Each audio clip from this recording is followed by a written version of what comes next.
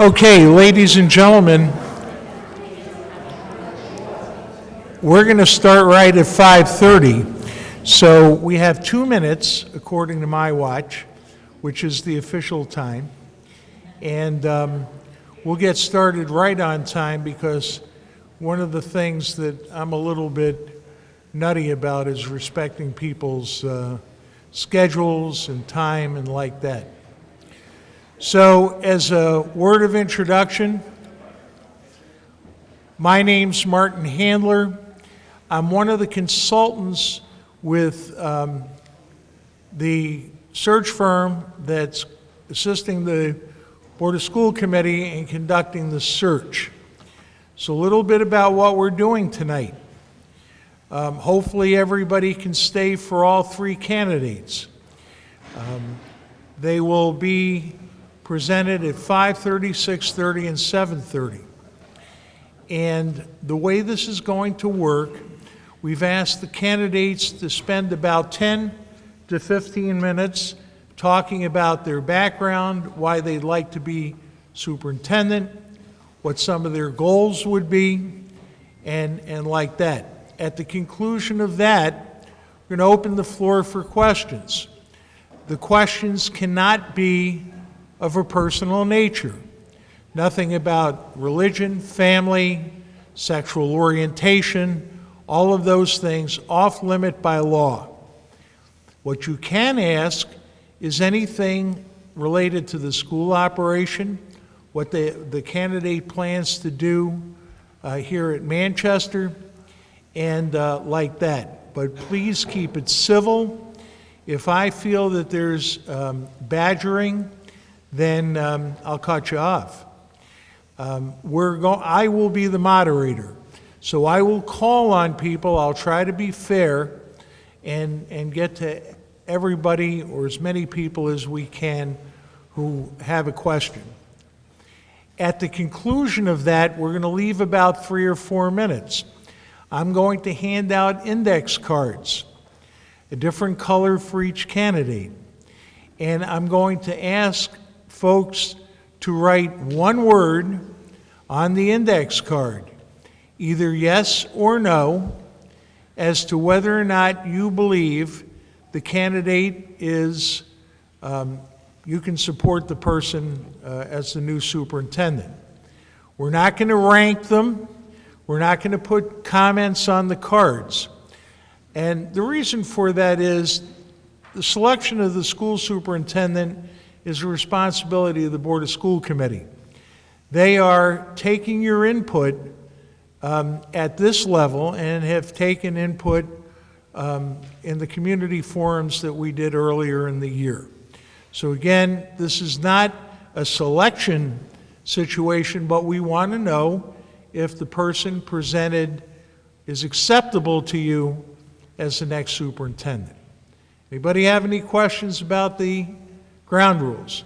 So at this time, I will present Jennifer Gillis, who is our first candidate. Jennifer.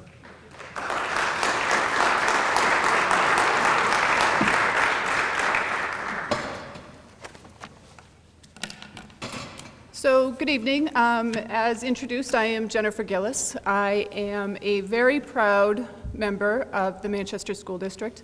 I came to Manchester about 5 years ago from Goffstown, where I'd spent a decade in public education at the middle school level. Prior to my time in Goffstown, I dedicated about a decade of my life to brain injury rehab. That topic is near and dear to my heart. I had a friend who suffered an injury, and that became my career path.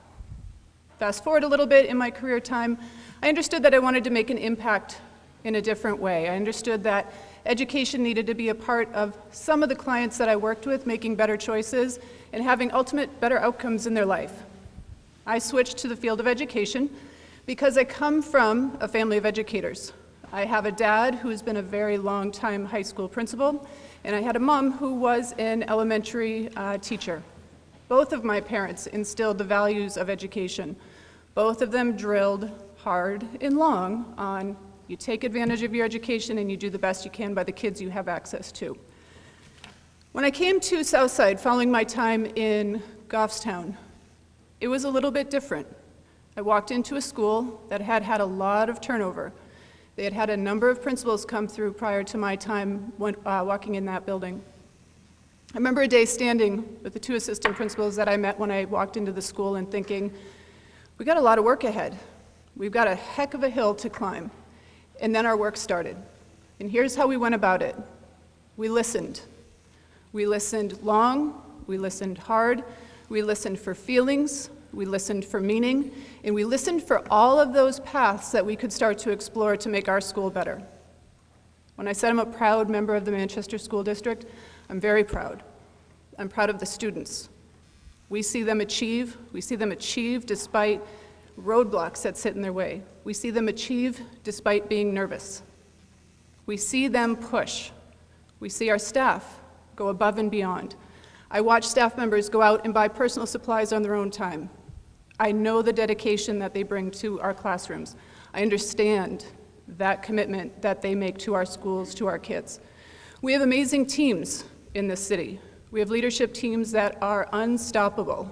You tell them, no, we can't get there because of X issue, I can guarantee they're going to team up and they're going to find a way to make things work. How did I make it when I got to Southside? I understood the power of team. I understood that alone I could fall, but together we were going to succeed. I carry that mindset forward today. When I say I'm a proud member of the Manchester School District, I am a member. I also sit in a leadership capacity. When I left Southside, in my interview, and some of the members of the school board are sitting here who asked the question, there was a comment about Southside and leaving. I was leaving before I was ready. The question brought a tear to my eye. Southside became incredibly important. Southside became that piece of my career fabric that has informed everything going forward. I knew what we were doing, we were on the right path. I knew we were exploring ways to make things better for students. I knew that we had people who were willing to take risks. We weren't there quite yet. We hadn't achieved that level of success that we were shooting for, but we were starting. And we had the right people in the right seats on the right bus going to the right location. When I jumped over to district office, I brought with me those hopes. I brought with me that style, and I understood. Next step up, a little bit broader of a leadership opportunity and a way to bring what we've done at the middle school level and Southside forward across the city. I am a proud member of the Manchester School District. I respect what we've done. I very much respect the work that we have ahead, and I understand it's going to take all of us. I understand we are going to have to collectively push, we are going to collectively have to think, and we're going to have to go back to that mindset that I started when I came back long ago to Southside. Listen hard, listen for feeling, listen for meaning, and then discover those paths that we can explore. A couple other pieces about me outside of Manchester. I am currently finishing my schooling. As I said earlier, I've come from a family of educators. I have successfully been able to stay in school up to my current day. I'm finishing my doctorate. My doctorate is in principal retention. Why is that important to my work here? We understand there's turnover, right? We also understand that when things turn over, we lose that momentum or we lose that track that we're starting to pursue. I'm lucky in the respect that my work has landed me connected to the New Hampshire Department of Education, looking at their principal survey data. How can we impact principals across our state? More importantly, how can we impact principals within our city? How do we make that experience for principals stronger and better so we can keep them with us longer to actualize those goals and dreams that they create, just like I did when I came to Southside and I was looking for that next opportunity for change. When I left Southside, there was a moment that I thought, not yet, not ready, not time to go. And Dr. Vargas made a comment. You have a broader path. You have a different way to explore opportunities within the city. So I jumped in and I took the opportunity. Why did I explore this opportunity sitting before me today? Again, broader path, broader opportunity to impact change across the city. I want to be clear and I want to be transparent. When I originally submitted my application for this position, I did do it as a co-interim model.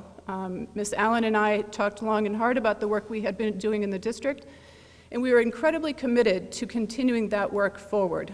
We understood that collectively, we made a solid team.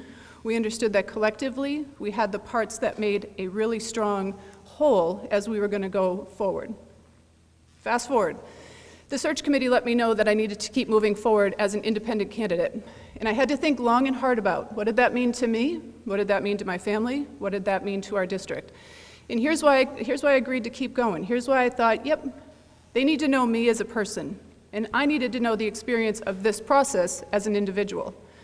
So here I am, moving forward, taking that step, taking that risk, and trying to do the best that I possibly can for our district. As I've said a number of times tonight, I have a lot of pride in our district. I have a lot of pride in the work that we've done so far, but I stand ready to keep that work moving forward. Okay.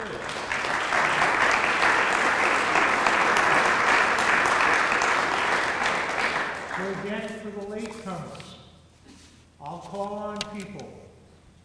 If there's a follow-up question, I'll allow one follow-up to an individual before we move on. When it's time, or when there are no other questions, I will hand out a colored index card. On that index card, I would like you to write the words yes or no. Is the candidate acceptable to you as the next superintendent? I will collect those before the next candidate comes up. Everybody got it? Okay. So who would like to go first? First, yes. And you don't have to come to the microphone if you're loud enough to ask a question. Actually, they need to go to the microphone so the TV can pick it up. Right. They have to come to the Is this on? Okay, Mike Porter, 390 Seams Drive, in Ward 8. This is more of a story to relay to everybody and my experiences with Mrs. Gillis. Both of my children were at Jewett Street Elementary School, which feeds into the south side. There was a period in time when our daughter, we started thinking of middle school and whether or not we were going to send her to the south side.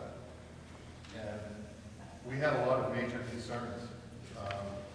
Some of the concerns were dealing with the classroom sizes, programs, and so forth. And Mrs. Gillis came along, and we didn't know who she was. We'd never met her. But as time evolved, as the years went on, we started to see in our own eyes as parents the improvement in the school. It's not about what the school looks like, it's what happens inside the school, beginning with discipline, morale, and so many different aspects. I can't name them all. But we were seriously considering bringing our daughter to St. Joe's Junior High because we just weren't sure that she would get what she needs out of Southside. And I think the true quality of a leader is who they surround themselves with. And if you look at the staff, and I mean all the staff, from administration to teachers to Southside, that Mrs. Gillis has surrounded herself with, I would say to you, she's a strong leader. She's not afraid. She won't back down. She won't always tell you what you want to hear. Trust me on that. And I've got a big mouth, and at times, so anyway, the bottom line is, when she left the district offices, you know, we weren't sure how things would progress at Southside. But then Mrs. Milligan came in, who worked with Mrs. Gillis, and Mrs. Holman, Officer Brutes. This is a team concept over there, and if anybody can bring a team concept to Southside into the city as a whole, I do throw my recommendation behind Mrs. Gillis. She changed our minds, and our minds were almost made up to send our child to a private school. We couldn't be happier. I don't need to fill out a card. I will tell you that I do support Mrs. Gillis. But you do. I do. Okay. Thank you. Thank you. Thank you. Who would like to be next? Back, lady? Please.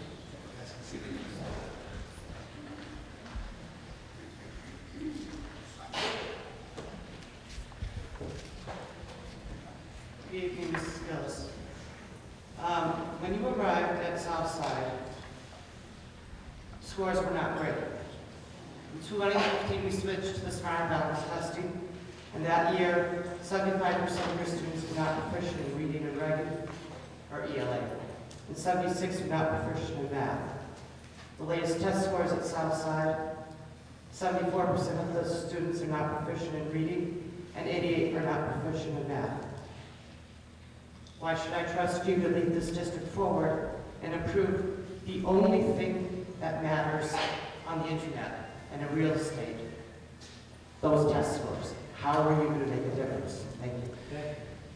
So I appreciate that question, and I'm going to answer that in a couple different ways. I want to first say, when we talk about student test scores, or we talk about student achievement in a singular fashion, it worries me. It worries me about the perception that we create, and it worries me that those are our kids. Those are students, those are real human beings. I sat in a session this afternoon where they were speaking about, let's not talk in percentages, let's talk in real numbers. I can tell you a percentage, but I want to know the number. Those are kids, those are human beings. So I always want to be cautious when we talk about numbers, we talk about percentages, we talk about gain, we talk about loss when it talks about children. I want to be very thoughtful, and I want to be respectful. So, how do I approach that topic? Twofold. One, it's a data point. We need to triangulate data always. And within that triangulation of data, that also has to include, how are we receiving students? How are they coming to our schools? Are they prepared? Are they ready? Are they settled? Are they able? Did they eat last night? Do they have a roof over their head? Do they have food and water? Do they have a stable home? Do they have the ability to access the internet? Do they know where they're going that night? Do they know where they're going to rest? So when I look at assessment data, when I talk about assessment data, when I look at our students, not just Southside, when I look at those numbers, I will often say, not good enough, right? It's not good enough to say they're still struggling or they're still not reaching those levels of achievement. But I understand that over the years, we haven't always systematically pushed in the right tools, the right resources, the right professional development. Our teachers, it's not good enough. We need to make sure they're equipped with the understanding, with the knowledge, with the best practices that are today.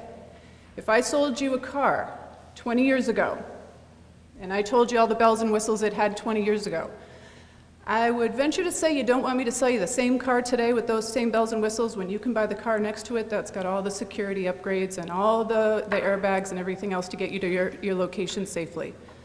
When I think about our kids, it's not good enough yet. We need to keep digging. And it's not just assessment, it's not just one assessment.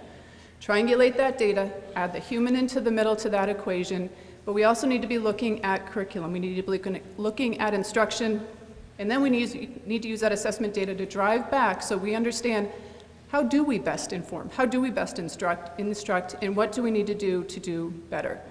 In addition, I knew the numbers from Southside. They weren't good enough. What did we do?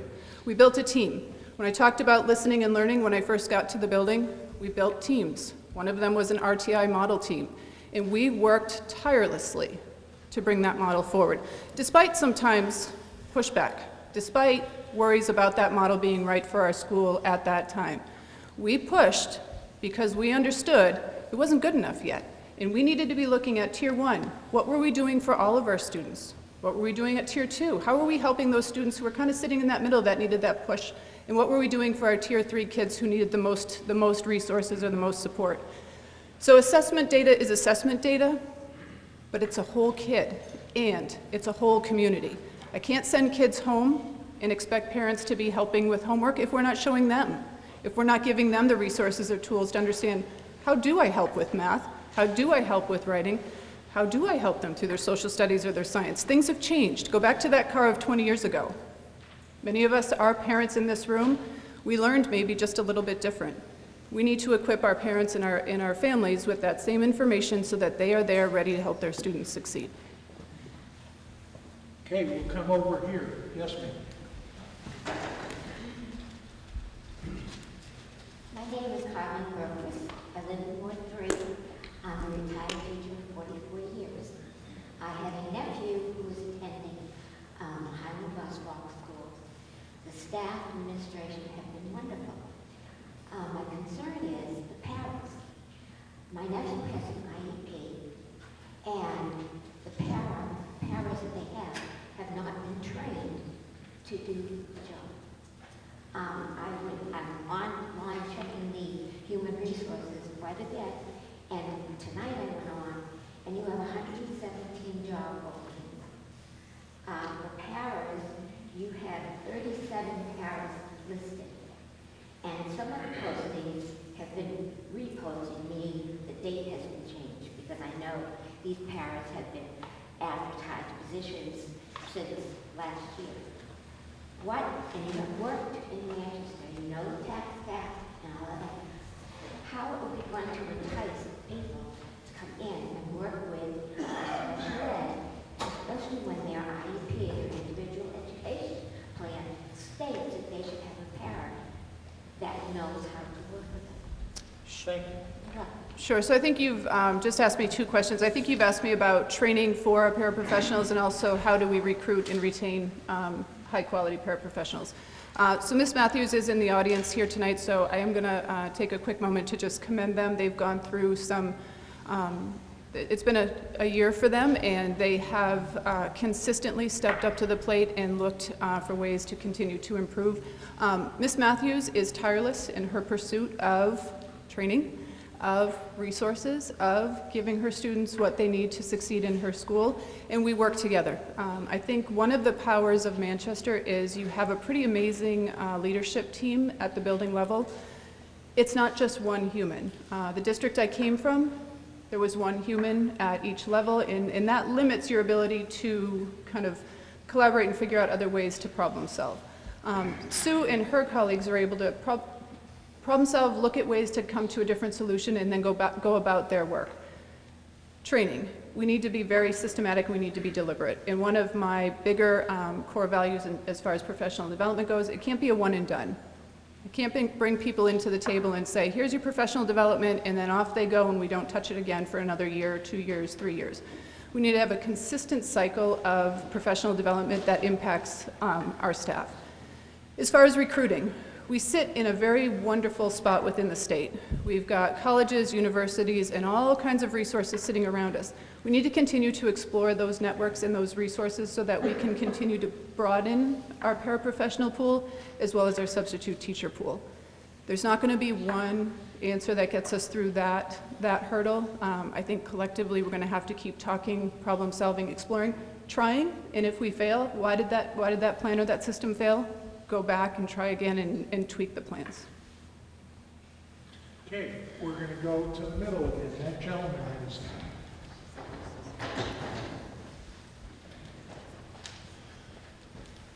Hi, my name's Sean Parr. I really liked your attitude about listening and learning to your audience and to kind of thinking about what you're hearing and the meaning of it there, and I hear a really nice focus on fixing problems. My question is a bit of a bigger general question about your vision for going forward with Manchester, and I'm curious if you have some specific ideas or plans maybe for developing certain curricular ideas or funding things with grants or just some general ideas about specifics for a vision forward also. Sure, so that's a broad question, so I'm going to try to hit it the best I can. So vision going forward, our current mission talks about empowering and equipping students for the future, really harnessing and maximizing their potential. How does that impact my vision for us? And I want to be very cautious in saying it's not my vision alone. It's our district's vision, it's our team's vision. And if we go out and say, it's the Jen Gillis plan, it's the Jen Gillis idea, it's going to fall as quickly as I say those words. We need to build that collective support. We need to have buy-in from all of the stakeholders who are involved, including parents, guardians, paraprofessionals, staff in the building, community. Everybody who's playing a part at the table needs to have voice in that process. In a nutshell, what's my vision? Every student is exposed to high expectations. Every staff member is tireless, absolutely tireless, in their pursuit of helping our kids reach those high expectations. How do we get there? I'm a big believer in backwards by design. I'm a systems thinker, and I plan. I want to be there in 3 years, 5 years. That's my goal. I start systematically ramping backwards. How do I chunk it down so that we can get there? We're starting in a little bit of a deficit in certain areas. That's where we are at this current day. We start here, we need to just start mapping in systematic fashion, how do we get to the end? It's high expectations. Every student in our district has a right to succeed. If they're not, we have the responsibility to back them up, to support them, and give them everything we can to help them get there. We can't give limiting language, and that's a whole community. Our whole community can't be limiting in the language that we use. We need to be empowering, we need to be pushing constantly, tirelessly, to get our students to that next level. So my vision is actually quite simple. High expectations. How do I get there? Backwards design, chunk it backwards so that we can bite it in manageable chunks to get to the end. Okay, I think we're going to go to this section. I think that lady back here. And now I'll come over.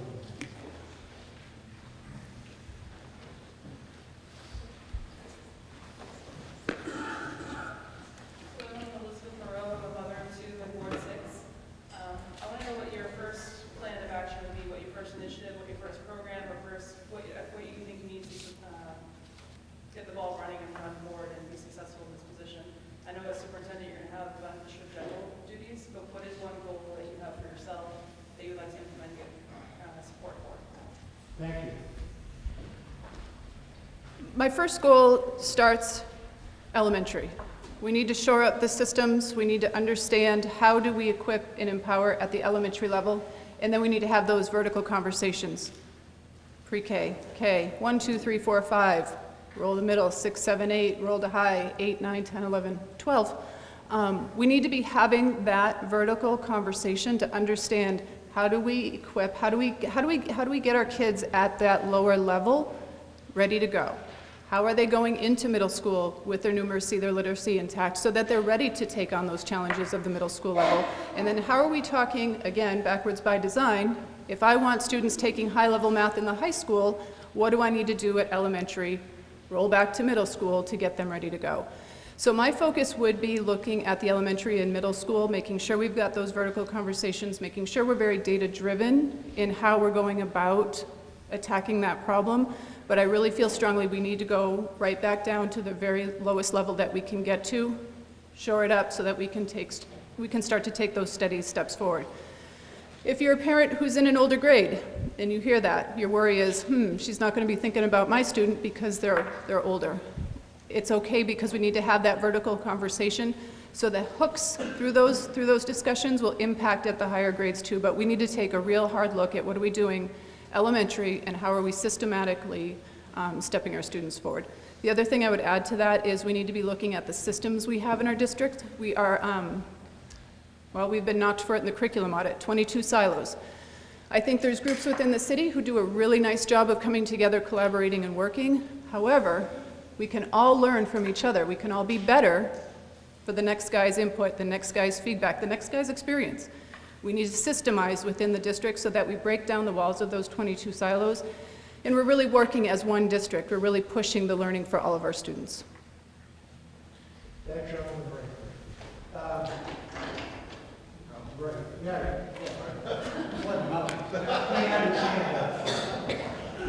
Good evening, Ms. Gillis. In your opening remarks, you mentioned the co-superintendent model. Would you be open to being part of a co-superintendency and what would some of the benefits to Manchester and the community be at this time for that model? Thank you. So I did share that we had originally applied as the co-superintendent model. I have taken a step back and I understand that I need to be respectful of the board. The board is taking this responsibility of hiring our next superintendent seriously.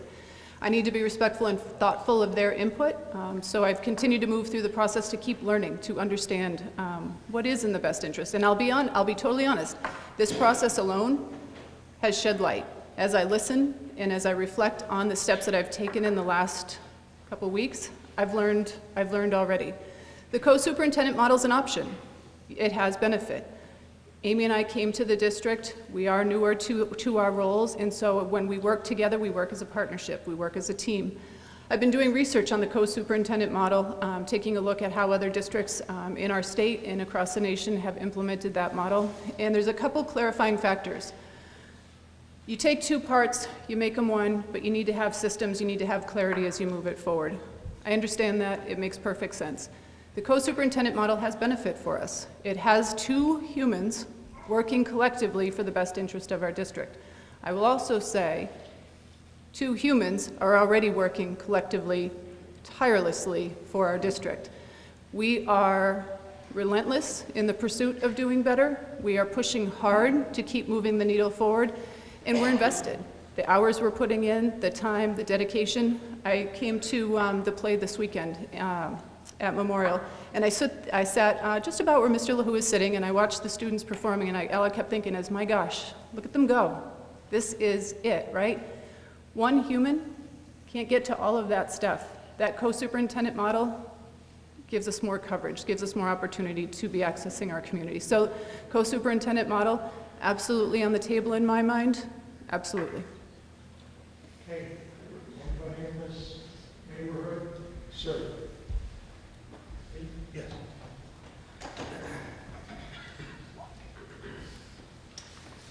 Thank you very much.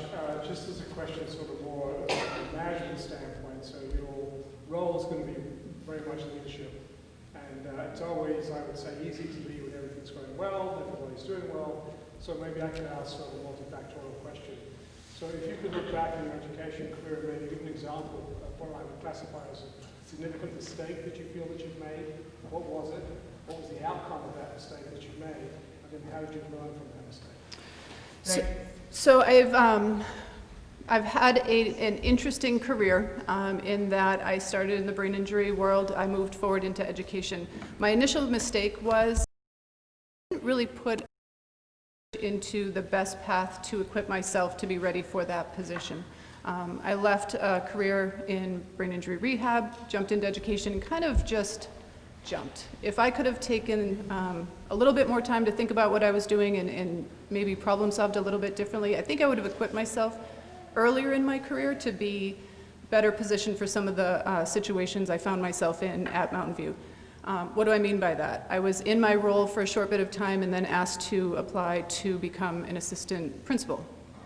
If I had gone a little bit slower with my, or a little bit more purposeful with my education, I might have been a little bit more equipped to experience some of the pitfalls that I had early on in my career. Let me couple that with my educational pursuits have always included leadership. So I did my bachelor's in psychology. I did an MBA with a focus in leadership. I've done my CAGS, which has focused on educational leadership. And then again, I'm doing my doctorate that's hooking back to principal retention across the state of New Hampshire. Do we all make mistakes? All day, every day.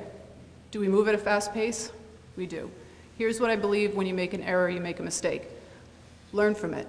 If I do it twice, that's not the best plan. If I make a mistake, I need to reflect, I need to go back, and I need to make change so that we don't repeat that mistake a second time. Okay, we'll go way in the back. Yes, sir.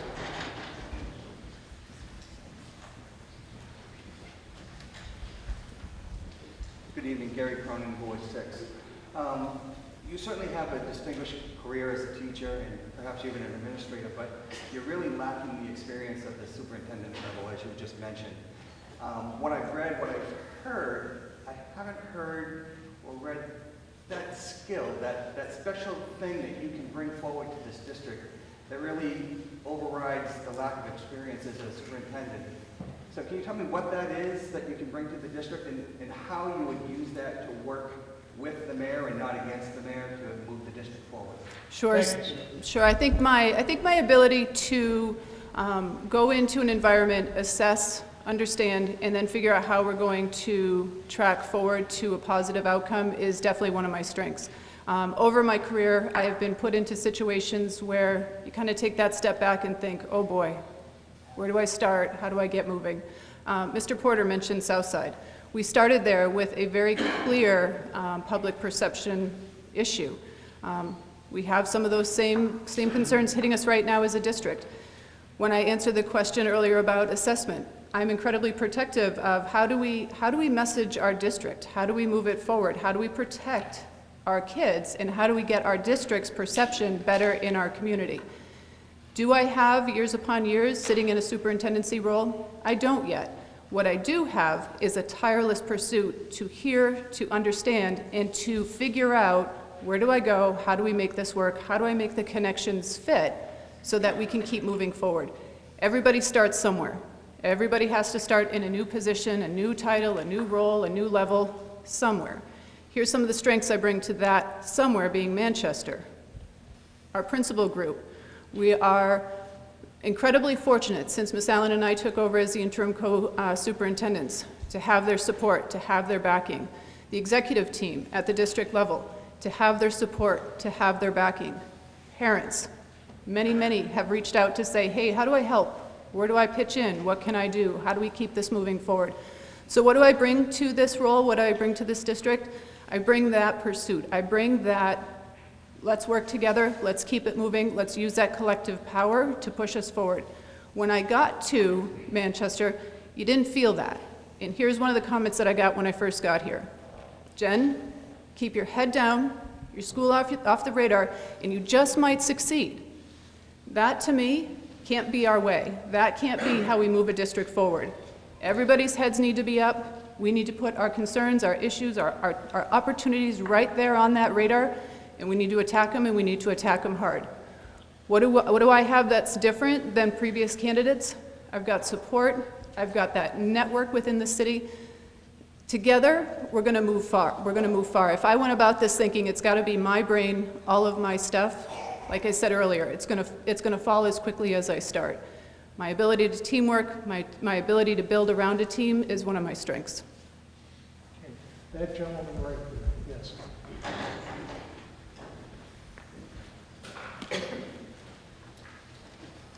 Hi, my name is Ido from Ward 5. Thank you for coming. As you know, Manchester is home of many different students from part of the world that are proud to call Manchester home. In the last 10 years, we've experienced challenges in the Manchester School District, except maybe a year and a half now that changes have happened.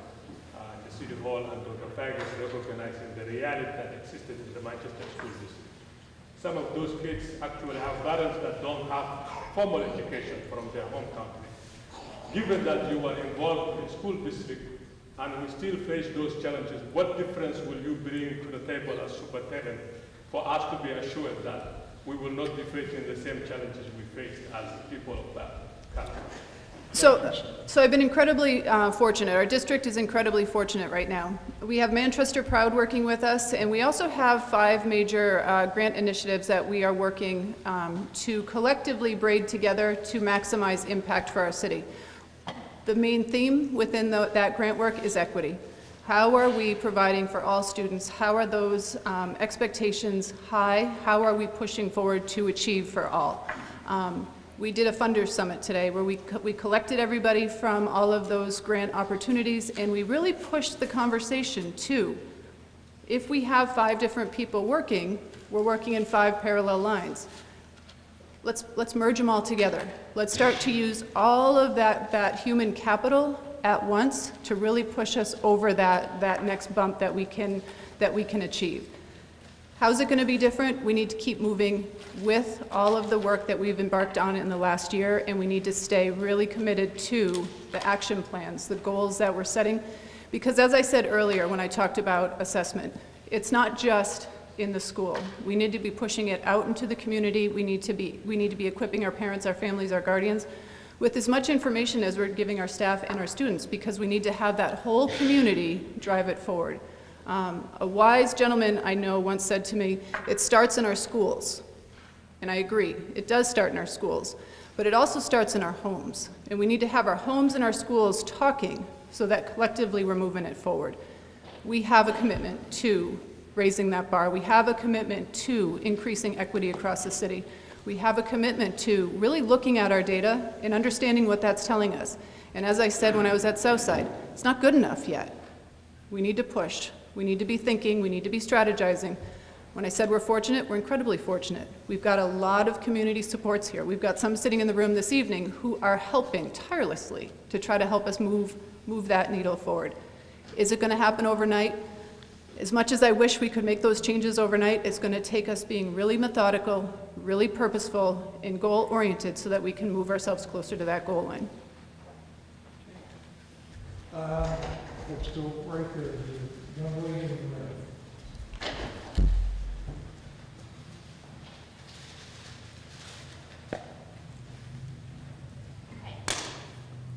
I'm a Manchester educator, special educator, and my question to you is that given all of the financial restraints that our city faces, what vision do you have for retaining quality educators, the quality paraprofessionals, and the quality administrators and support staff that we have now? I'm only 2 years in here, and I have my dream job, and I see myself staying here the rest of my life. But I'm also incredibly heartbroken at the amount of colleagues in all of those areas that I see actively looking to employ themselves in the districts surrounding us because of the financial burdens that we're facing. And that really concerns me for the future of our students, because I don't know anybody who I've ever spoken to who can't pinpoint somebody in their education that has significantly impacted them, some educator somewhere in that process that has informed their life. And I think that's the key to our kids' future and our success. Thank you. So when I think about retention, I think about it in a number of different levels. You've got leadership retention, you've got district level retention, you've got school-based retention, you have families, students staying in our district retention. So retention is everywhere within our district. It's culture, it's climate. How do we come together as a community to keep moving our district forward? Now, can you always say that those variables that are going to be tough to deal with on any given day are going to go away? They're not. But when we're working together and we have pride in our work and we're feeling fulfilled on different levels, that you have that oomph, you have that ability to keep driving forward. There is a number of days that you wake up and you think, boy, I got to do A, B, C, D. But then you have in the back of your head that moment, just like you said, but I get to impact a student. I get to have a long-term impact on a child. I've gone to many, many events recently, and I've run into people from way back in my early career to current, when they've had a comment to say of, you know what, I appreciate when you did X, Y, Z. It's all of those moments, it's all of that drive to stay invested in that role you play in the life of a child. As a district, we need to support that, we need to harness that, we need to emphasize that, we need to celebrate it. I spoke a little bit earlier about professional development. We need to fuel your souls too. We need to make sure we're growing you. We need to make sure our staff is feeling that commitment and that we're there to walk with you, not just hand and walk away, but we're walking with you as we're trying to do professional development to keep you engaged, to keep you equipped, and to keep you ready to face the impacts or the variables that are facing us today in education. By the way, we have about 10 minutes left for questions. All the way in the back.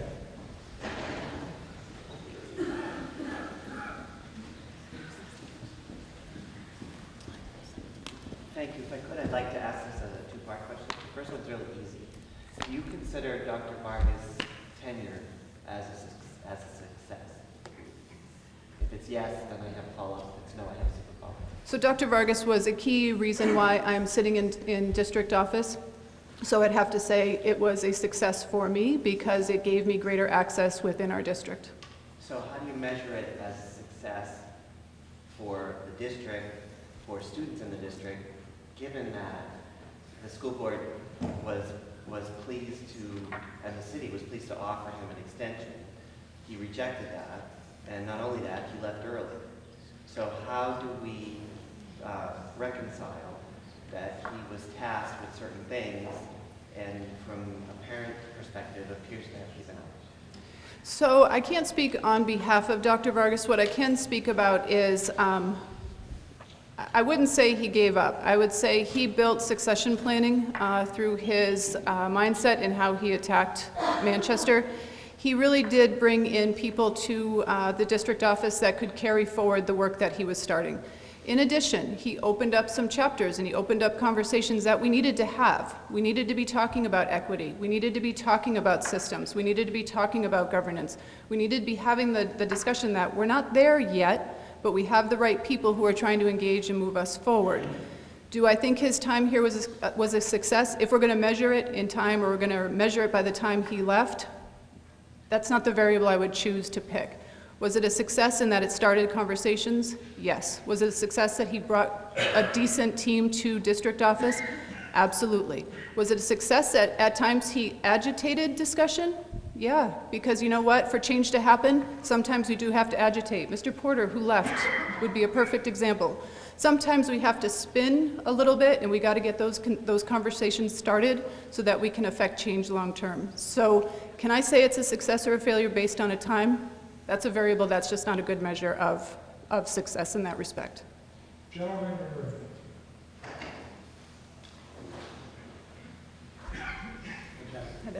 You touched on a lot of things tonight, a lot of variety of things. What do you see as our greatest, our single biggest challenge in the district, and what would you do to address that challenge?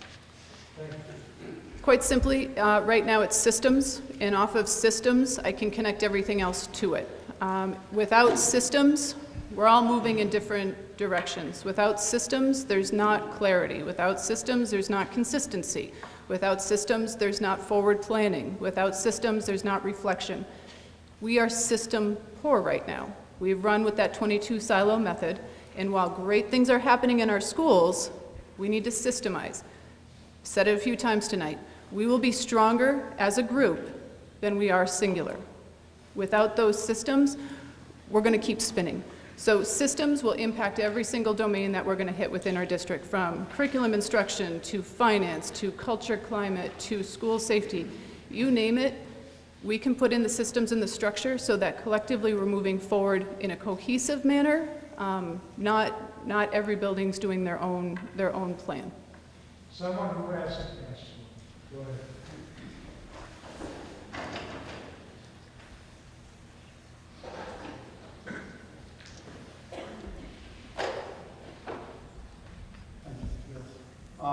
My question is, how are you going to leverage your strengths to leverage what, and this is the second part of the question, what do you see as the greatest strengths that are already here in the school district as a whole, top to bottom, and how are you going to leverage your strengths to leverage us? One word, Mr. Krantz. The strengths in this city are us. From our kids, to our staff, to our parents, to our families, to our administrators, to our district office, to our community, to our businesses, to the larger state of New Hampshire. What is our strength? It's us. And when we say, not good enough, when we say the time is now, it's now. Our strength is us. And when people say, we're waiting for Superman to arrive, he's going to fix it, she's going to fix it, and all of a sudden we're going to go. We need to all stop waiting for Superman, because we're here. The power is us, and I think our time is now. We are at a tipping point. We are at a time where collectively, we move. Collectively, we push. Collectively, we disrupt. But collectively, we're going to succeed. Simple word, Mr. Krantz, it's us. I have time for max of 2 more questions. Yes, sir.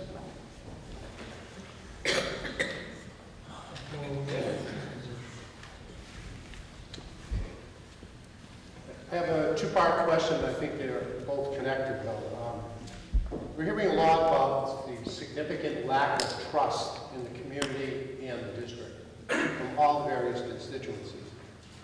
How would you build that trust between your role in the community, the teachers, the families, and the students?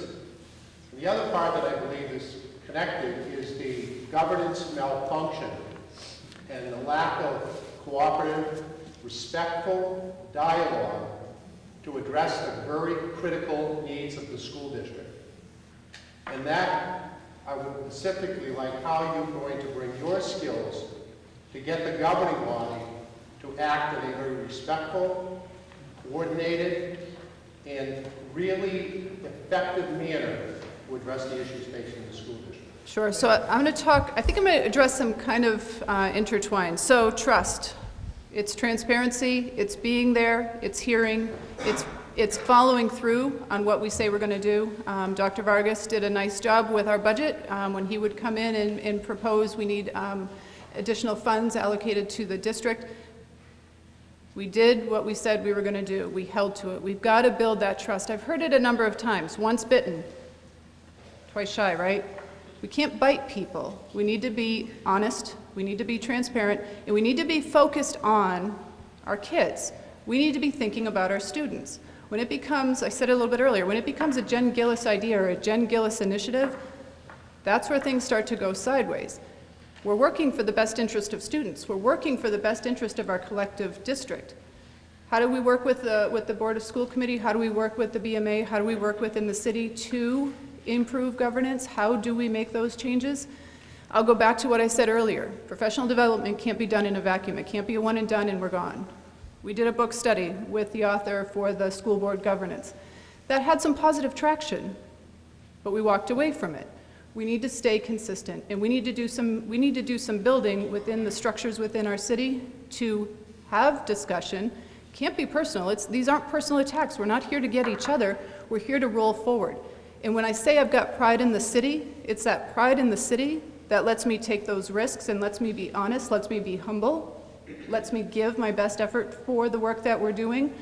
But I think we need to move away from it's this group, it's that group, and we're going to war to it's about our students, and we need to move it forward. We've been sitting in those Manchester Proud, can I just finish my one sentence? Manchester Proud meetings, and we hear it, right? We hear that we want that collective movement moving us forward. We've got to get away from camp against camp, and we've got to start collectively working together. I think that is one of my strengths, to bring two groups, not to make it a group, make it a camp effort, but to try to bring people together to move it forward. Okay, we are out of time. 1 minute if you'd like to make some final remarks. So I want to thank the search committee. I also want to thank the school board search committee, and I want to thank each one of you for being here.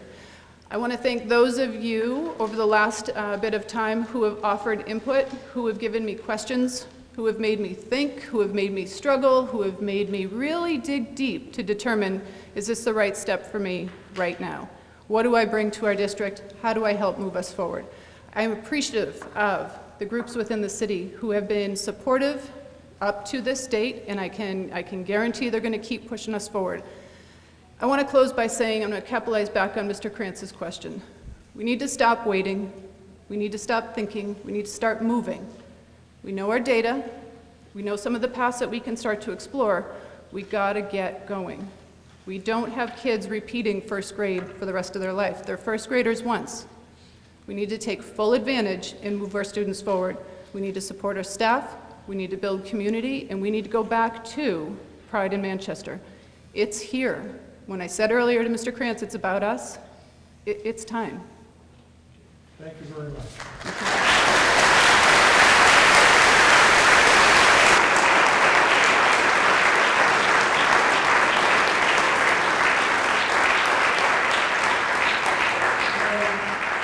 I'm going to teacher mode now. Must have lost the touch. So, before we go on to the second candidate, because we had people come in late, when you get one of these cards, after the person is done, you are simply writing yes or no as to whether or not you feel this candidate is acceptable as the next superintendent. You're not rank ordering people, and if you think all three candidates are acceptable, write yes on all three sets of cards. If you don't think any of the candidates are acceptable, write no on all three cards. Either option is open to you. So, does everyone understand the rules again? And for the people who came in late, here's how it's going to go. We'll have our next candidate introduce himself, talk 10 to 15 minutes about himself, what he's done, his vision for the district, whatever. At that point, the floor will be open for questions. I will moderate. I'll try to get to as many questions as I can. Please keep them as questions. And I'll try to go around the room and be as fair as possible. At the end of that time, there'll be a minute for the candidate to summarize. I will hand out a different color index card, ask you to write the words yes or no, and pass them up forward to me. Everybody good? Okay.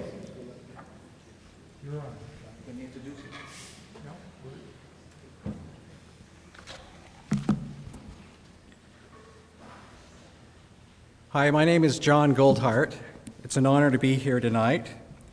And I hope you don't mind that I'm using my teleprompter on my phone to help me remember everything I wanted to share with you tonight. It's my pleasure to be meeting with a community that's committed to the education of our young people. I've enjoyed exploring the neighborhoods of Manchester and various schools. I had the opportunity to watch coaches guiding student athletes in tennis, lacrosse, and track. I also had the privilege of going to the Palace Theater last night to see the 3 high school jazz ensembles perform. And perform they did. I wanted to give a shout out to their directors, Timothy Russell, Diane Frankor, and Edward Doyle. They did an excellent job. And I'm here tonight to listen and to learn. While I've had past success, I don't come to you with a set plan to impose on the district, and I don't profess to know everything. My wife and I are very interested in being an active and an involved part of the community. A little bit about my family, so you know. I'm married to Roma, whom I met when we were undergraduates. We recently celebrated our 30th wedding anniversary. We have 2 sons. Our oldest, Christian, was recently married and is a fraud specialist for Snap Financial. He is in the process of pursuing an IT degree from Western Governors University.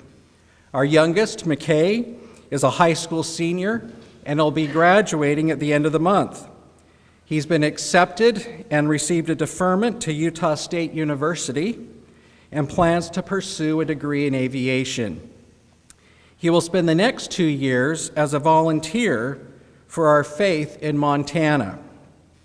Roma is a recovering special education teacher and is currently an early childhood reading and literacy specialist in the Granite School District, a district of about 60,000 students in Salt Lake County.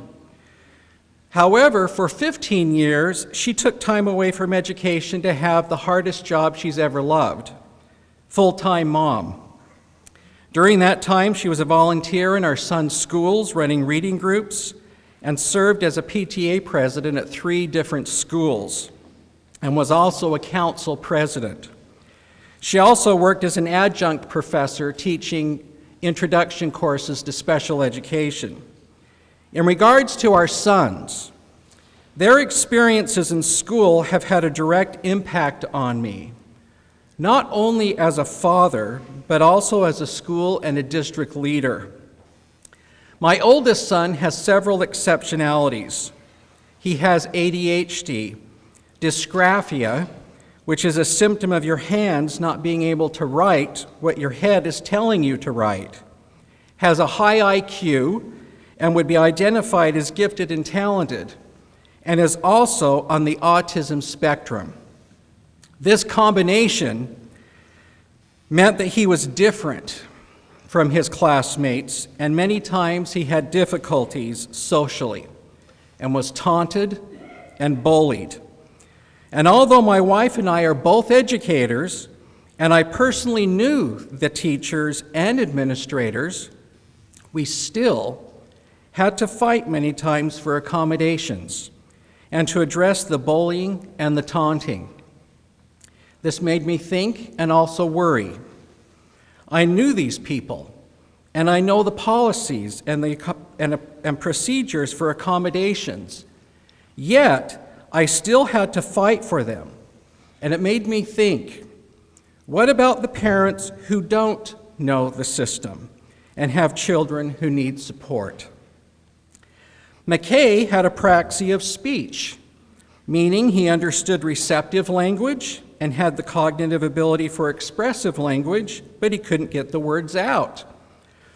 We began straw therapy at an early age to help him use his tongue. We also placed him in a district preschool specializing in speech. Here he got a whopping 15 minutes of speech therapy twice a week. We also had him work with a private speech therapist 3 to 5 days a week. But our insurance would only cover 10 visits.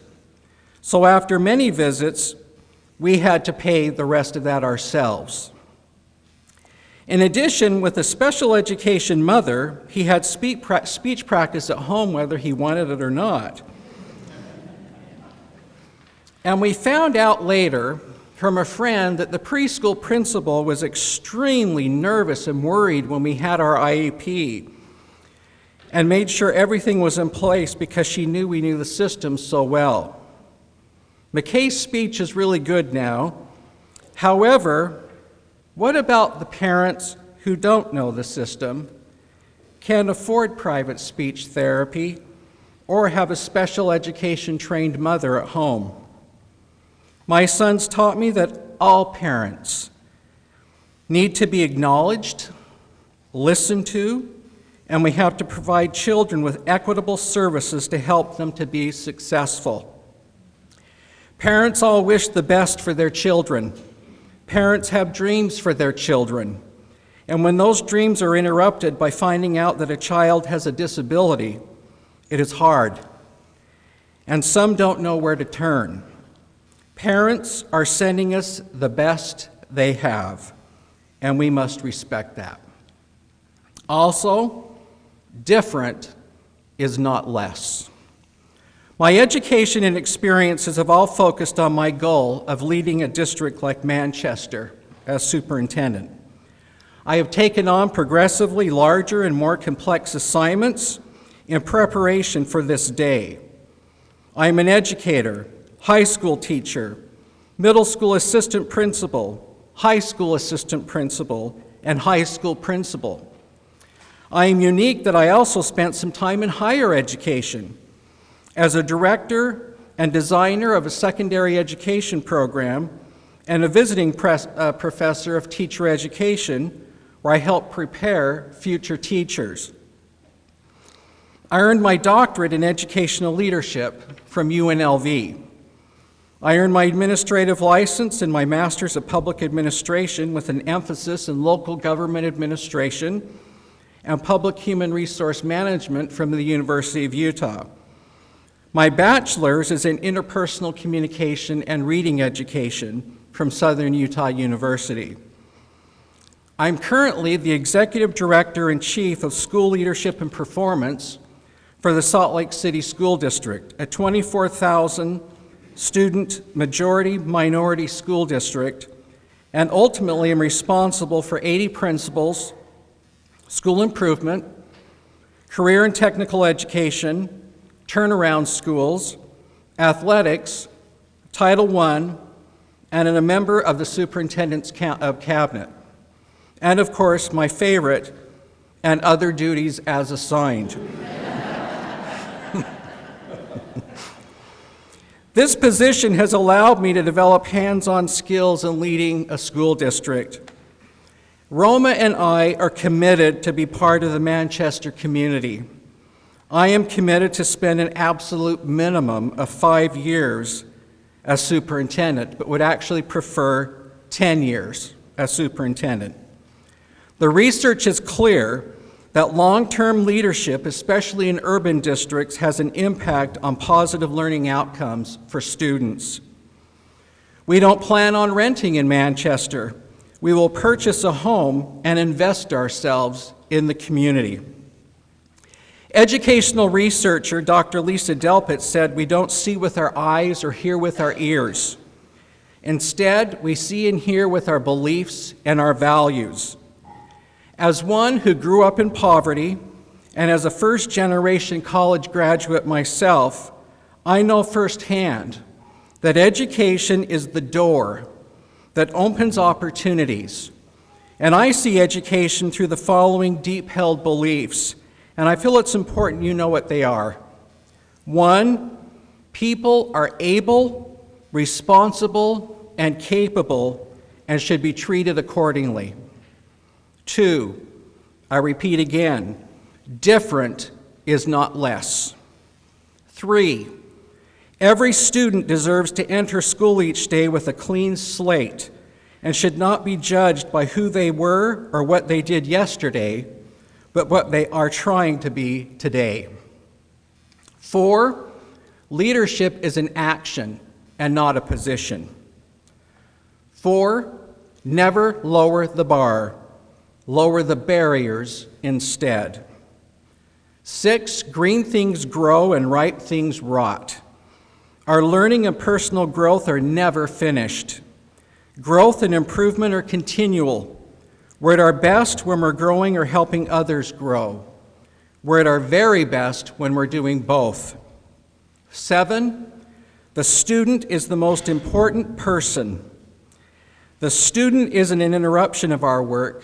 The student is the purpose of our work. 8, arrogance is a leader's worst enemy. 9, none of us is as smart as all of us.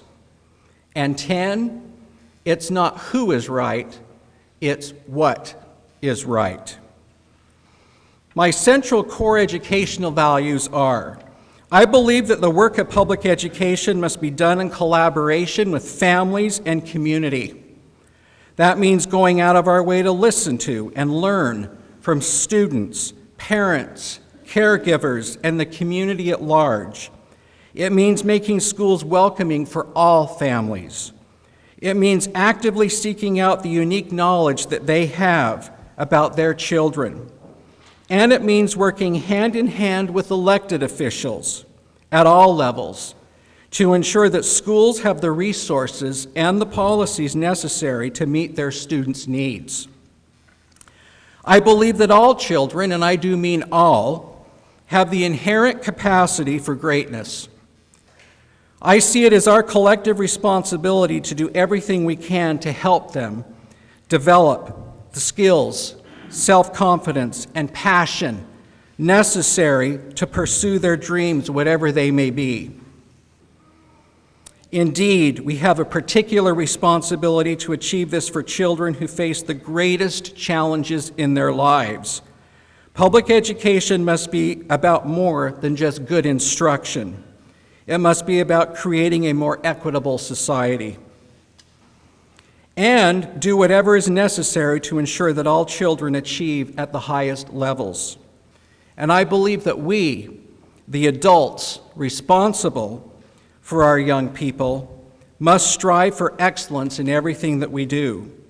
We must be excellent in how we lead, how we teach, and how we support students, families, principals, teachers, and all other staff. And I want you to know that as superintendent, I will hold myself to that same bar on behalf of our students every single day.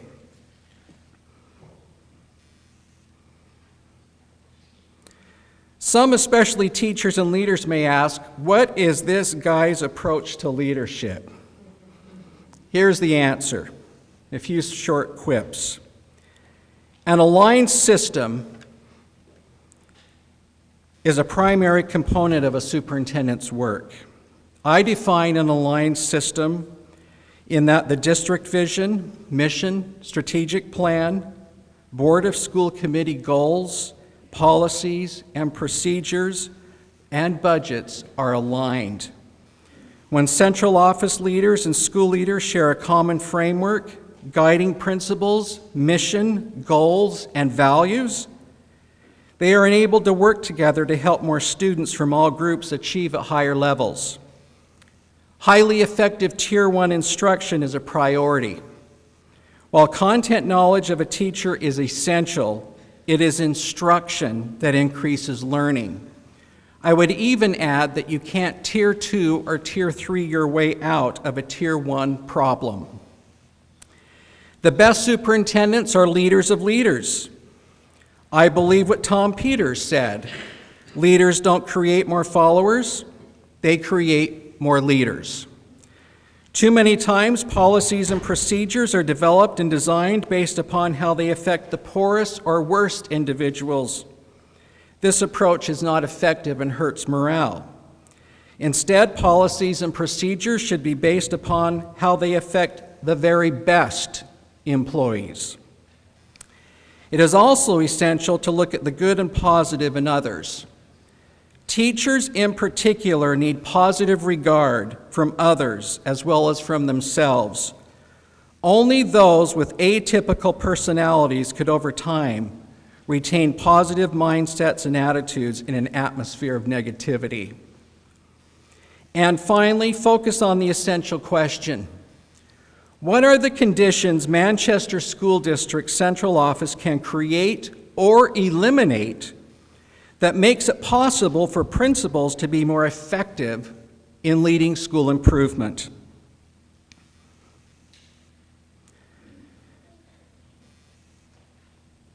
Again, I have loved being here in the community.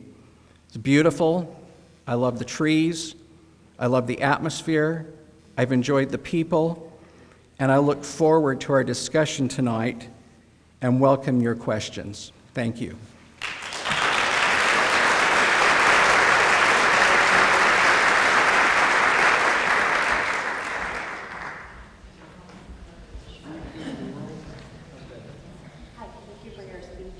I'm also a parent of children who experience disability, and I'm just wondering, do you have a plan, or will you have a plan to desegregate our emotional, behavioral, and our special ed classrooms? Currently, there are kids just warehoused in our city who could be fully integrated in all of our classrooms. There's no studies that show that having kids segregated helps anybody, and there are no studies that show that children who are included in a general ed classroom have any detriment on the rest of the classroom learning. So I'm just wondering where you stand on that. Thank you. Thank you. I'm a supporter of inclusion in general education classes for students that have mild and moderate disabilities and can succeed in the classroom with a co-teacher if that's possible.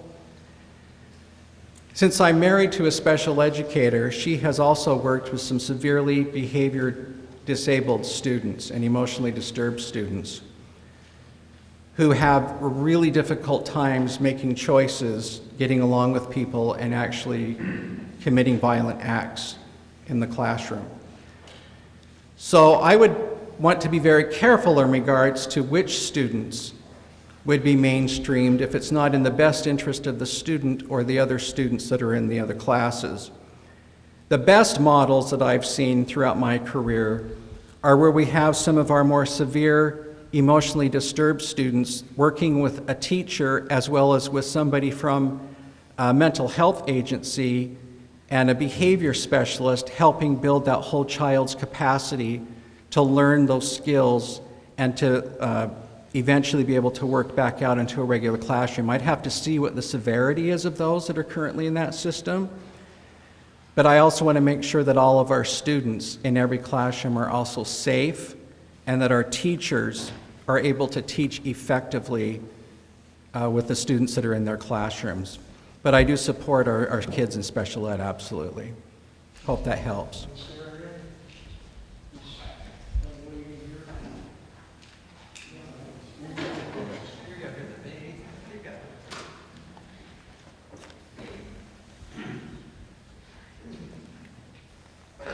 Good evening.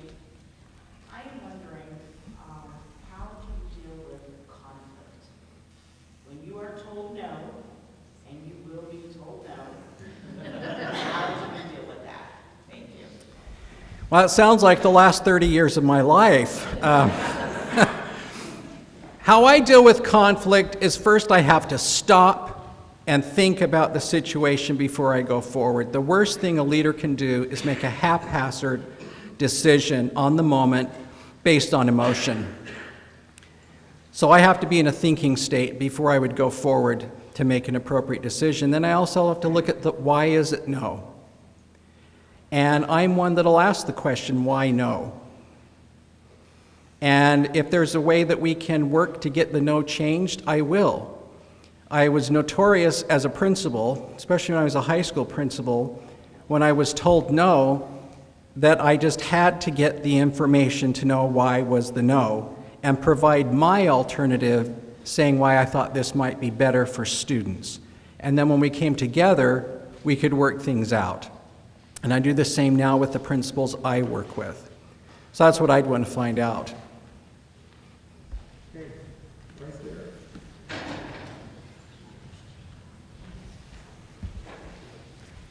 Good evening, Doctor.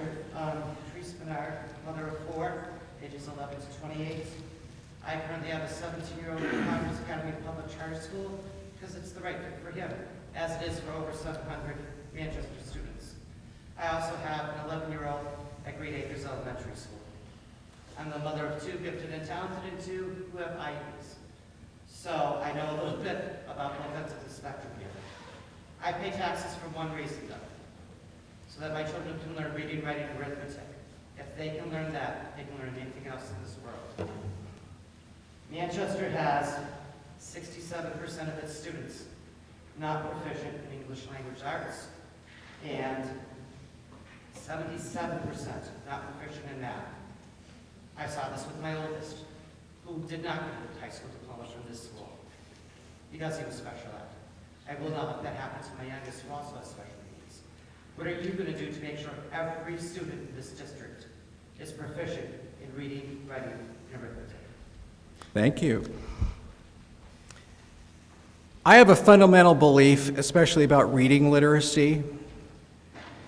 From my perspective, reading literacy is the foundation of all learning to be successful even in all other content areas, including math.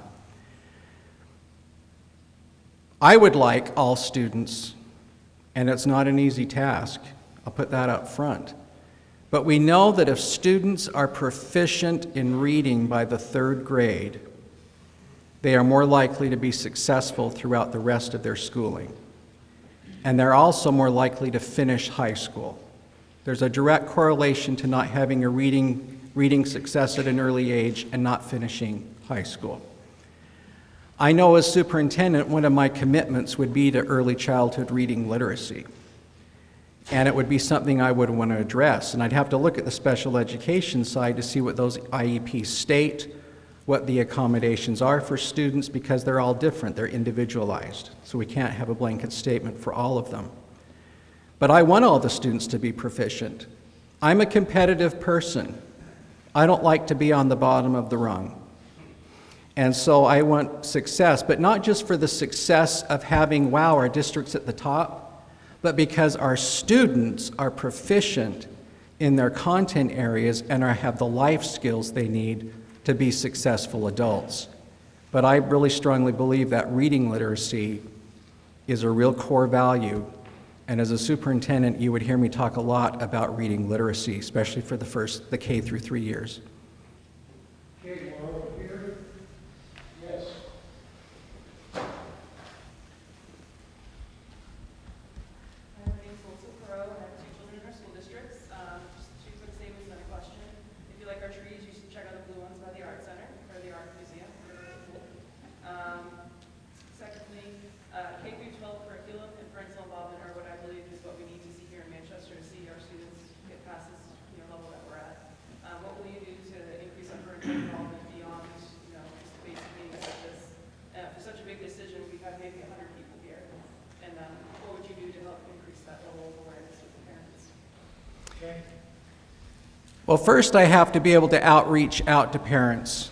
And I can't just put a note on the door of the school saying, please come over.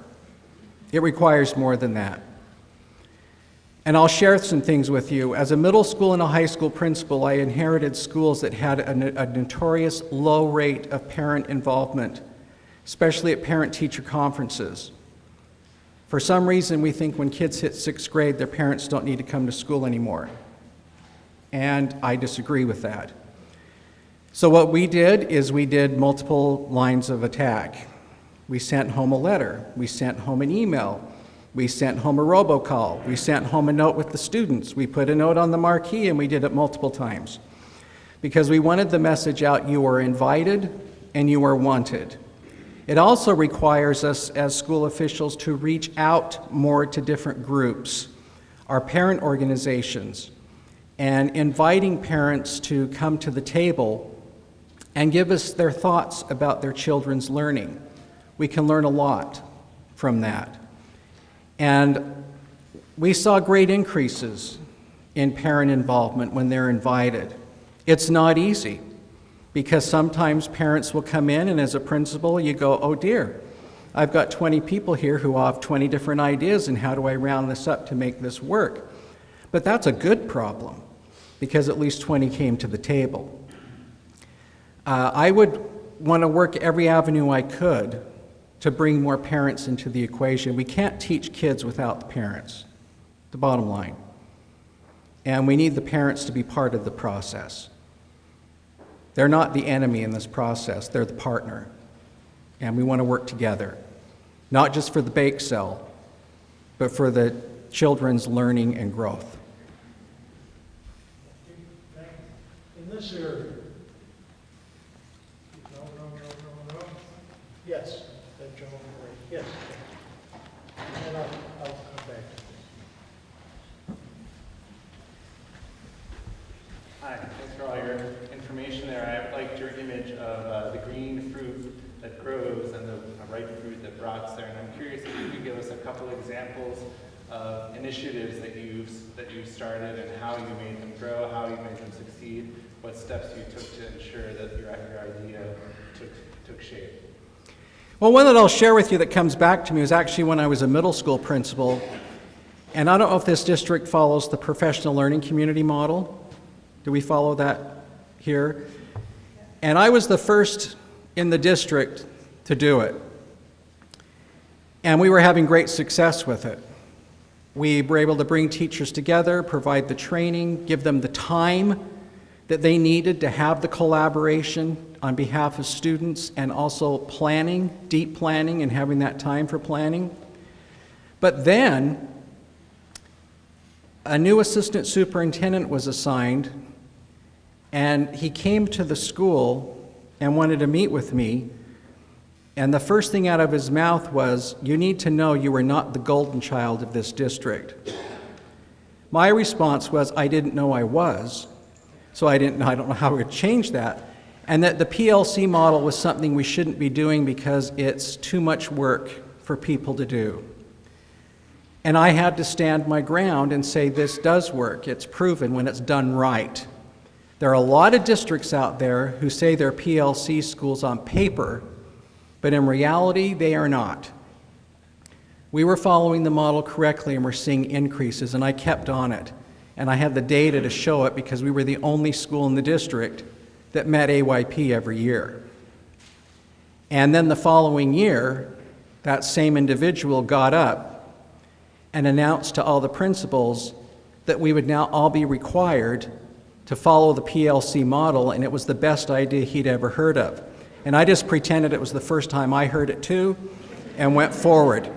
But I've done that. I've also, in the district I'm in now, we had a school improvement process that was very archaic.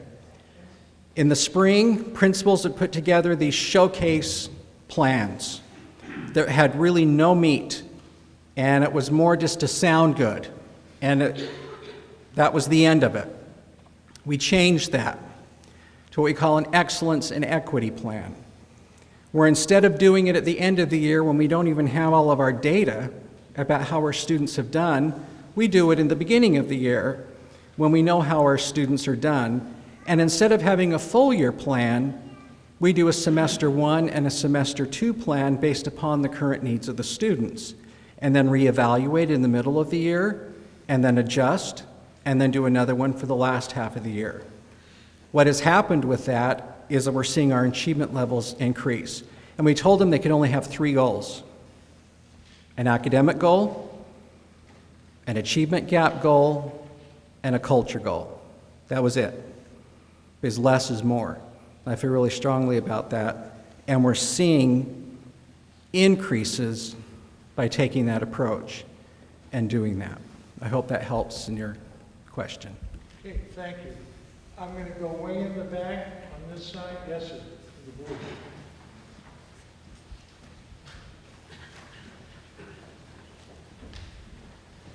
I'm actually relatively new to the public school system. My daughter attends first grade at Smith Road, and that staff is just amazing. So my concern's not there. My concern is, quite frankly, with the school board. Recognizing there are many here tonight, but they're a unique group that, quite frankly, childlike behavior. Stop it. For a minute. You're asking the candidate a question. That's right. Okay? And Not so- making a speech about Please let the me school. finish. I'm not making a speech. Let me Okay. finish, thank you.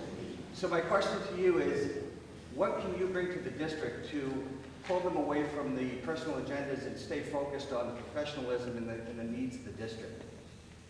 Thank you. I've had the opportunity to work with some unique school boards in the past. Your school board is a lot bigger than what I'm used to. In my state, school boards aren't allowed by law to be more than 7 members. And my current school board that I'm working with, there's some real personality differences between several of them, and some board meetings can be a bit cantankerous in regards to opinions. However, board members are elected officials. Their constituents elect them, and they're accountable to their constituents. So they each come representing that constituency who have elected them to the office. So it's a different role than what we're used to. I spent a term as a city council member once, so I get that, what it's like to be an elected official. It's different. However, as a superintendent, and I'll ask the board this tomorrow when I have an opportunity to ask questions, is if they would be open to, as a board where we have a retreat together, to talk about our roles, to talk about board governance, and ways that we can work together on common goals and vision together on behalf of students. And I'm also a realist. You will never generally be able to get 15 people to always agree. That's the beauty of our system, where we have disagreement, but we come up with a vote and we move forward. But I would do my best as a superintendent to help build the board and help the board and be assistance to the board.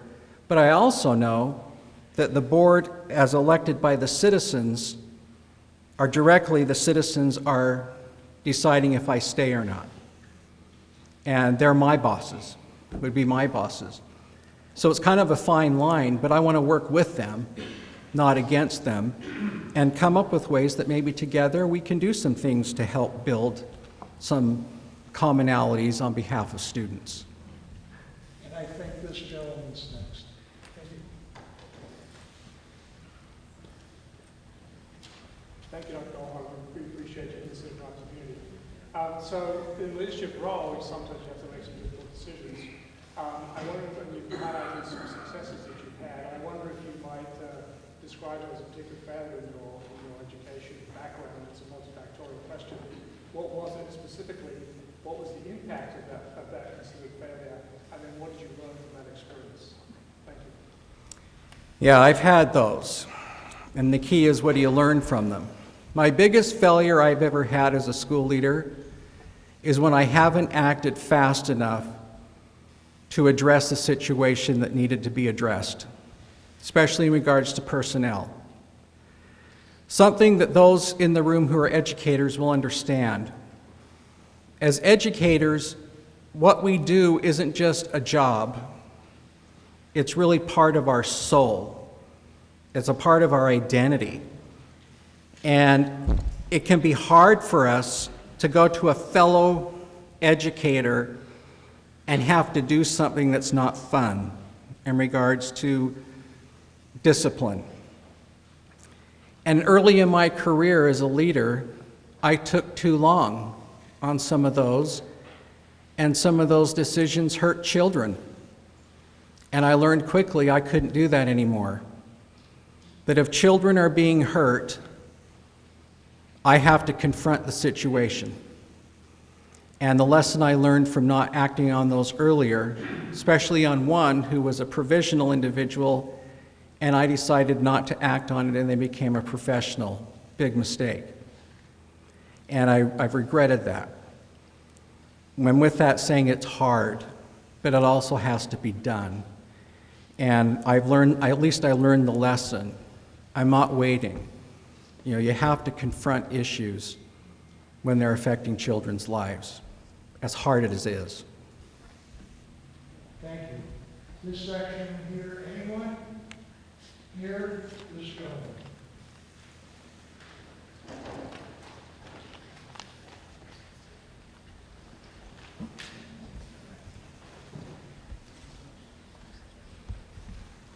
Good evening. Thank you for being here. My name is Bill Krantz. I'm a middle school principal here in the city. And what I'm wondering is if you could provide specifics on how you would get to know me.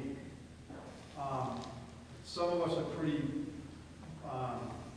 we might be considered as outspoken to some degree. And I'm just going to put it out there. I'm a little fearful that people might have your ear. And I think it would be respectful to me and to my colleagues if you could share with us how you would take the time to get to know me, the person, and then you can determine on your own the quality of my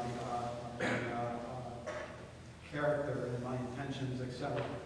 I'd be interested in hearing a response to that, please. Thank you. My plan as superintendent would be to immediately do what I'm calling a listening tour. I want to meet with every single principal one-on-one and ask them some simple questions. Mostly, what are the great things about your school that I ought to know about? What are the challenges in your school that I ought to know about? And what are things as a district we can do to help you be a better leader? And I want to have that conversation in an open forum where it's just between us, that's safe. Because I have found that in order to do effective work, you first must understand what others do. And as a principal, I know what it's like when a new superintendent comes in. There's some nervousness, and there's some concern. And I want to meet with people one-on-one. I also want to meet one-on-one with other community members, with teacher leaders, with central office leaders, and get a really in-depth look at the district. The other part of that I want you to know as a principal, I like to be present in schools and would ask our leaders and would contact them, is it okay if I come over today for an hour? Can we do some walkthroughs through some classrooms to see some great teaching? And when I do that, I just simply leave a little note with the teacher that I call, I noticed, ... and just leave it with them. I'm not there to evaluate. I'm just noticing what's going on, because how can I, as a district leader, make decisions about the schools if I'm not in the classrooms and in the schools seeing what's happening and the unique work that happens in every school? And my other primary role as a superintendent is working directly with principals. And I feel strongly that cannot be absolved. Working directly with principals in helping them build their leadership capacity, build their skills, and helping them be successful. And I'm serious about the question that I brought up earlier. What do we do at the central office that we should add or get rid of that makes it harder for our principals to do what they need to do? And I want to know about those so that we can talk about them and see how to resolve them. Principals are the bedrock, and I respect you. I've been a middle school principal. I know what it's like.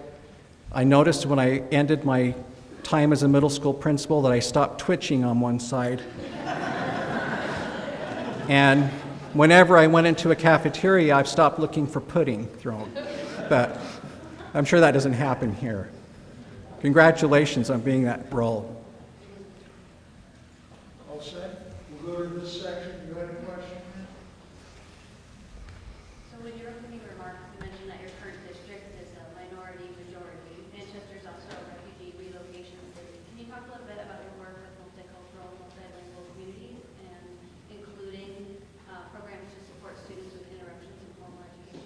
Absolutely. The district I'm working in right now, we have a refugee welcome program where we work with students before they enter their regular school so they understand how school works, because many of them, it's just amazing. Some have never seen a pencil or a pen.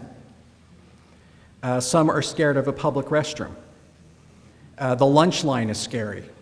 So we do a process where we first help them understand what school is about, and then we go to their home school with support. I'm also an advocate for English learner development in schools. And it's tough. And generally, there's never enough personnel to do what you want to do to help the students be successful. But wow, have I seen an impact on what happens with students where they have those supports and are able to become part of the school and their English skills get better. But along with that, I'm an advocate that I believe we could do that with all of our students as well. Okay, I'm in this section now. That gentleman right there. And I will tell you, we have about 7 minutes. Fast. So thank you for sharing your story. It's great to have you. I know some of the issue about refugees you just talked about, and I've been a refugee myself, 15 years here, I'm a citizen now, so I feel how important reflecting the priorities of the school district is to us. My question is, the school district is governed by politicians, and they have different views, as you mentioned. Some of the programs that exist in the school district are essential to immigrants' population, that the community I'm from. An example, the ELL program is very key to the achievement of refugee immigrants' population. If your reality overview of what existed in the school district is not the same views of the school board, how will you approach for you to overcome that? I know that I'm not putting you on the spot because you still haven't got the job, but how will you approach that? One way that I would approach that is I would love to invite, if they're able to, I'm also a believer of having our school board members go on walks in schools with me and having the opportunity for them to actually see these programs in action. I know their work schedules may not always allow that, but the more opportunities they have to see in action our students in these programs and in our classrooms and what's going on in schools, it helps your view and also gives you that perspective. And I'll always invite them to participate in those and share with them in my role. I'm not a good politician, but I do my best to work with politicians to help see the picture. And what I'll always do, and I'll be upfront with you, I will always advocate for children. That's what I'm about. And so all of my work with them will always be about advocating for children, all children, and then an emphasis on the all. I'm back here, and I promised this young lady here.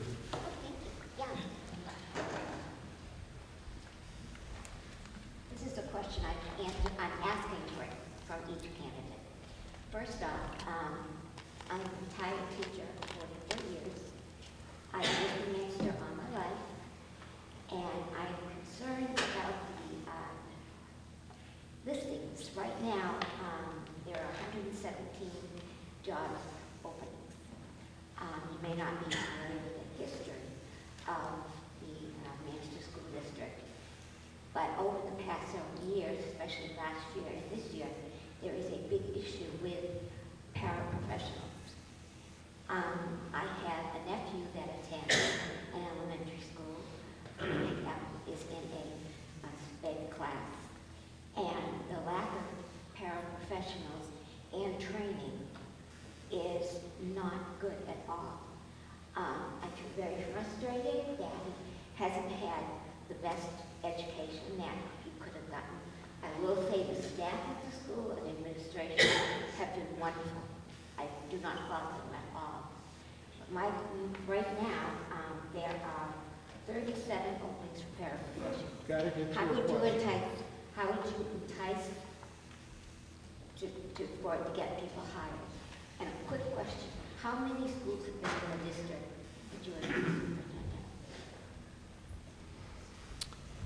Well, the current district I'm in has, let's see, there's 26 elementaries, 3 traditional high schools, 5 middle schools, and then the district also sponsors a few charter schools.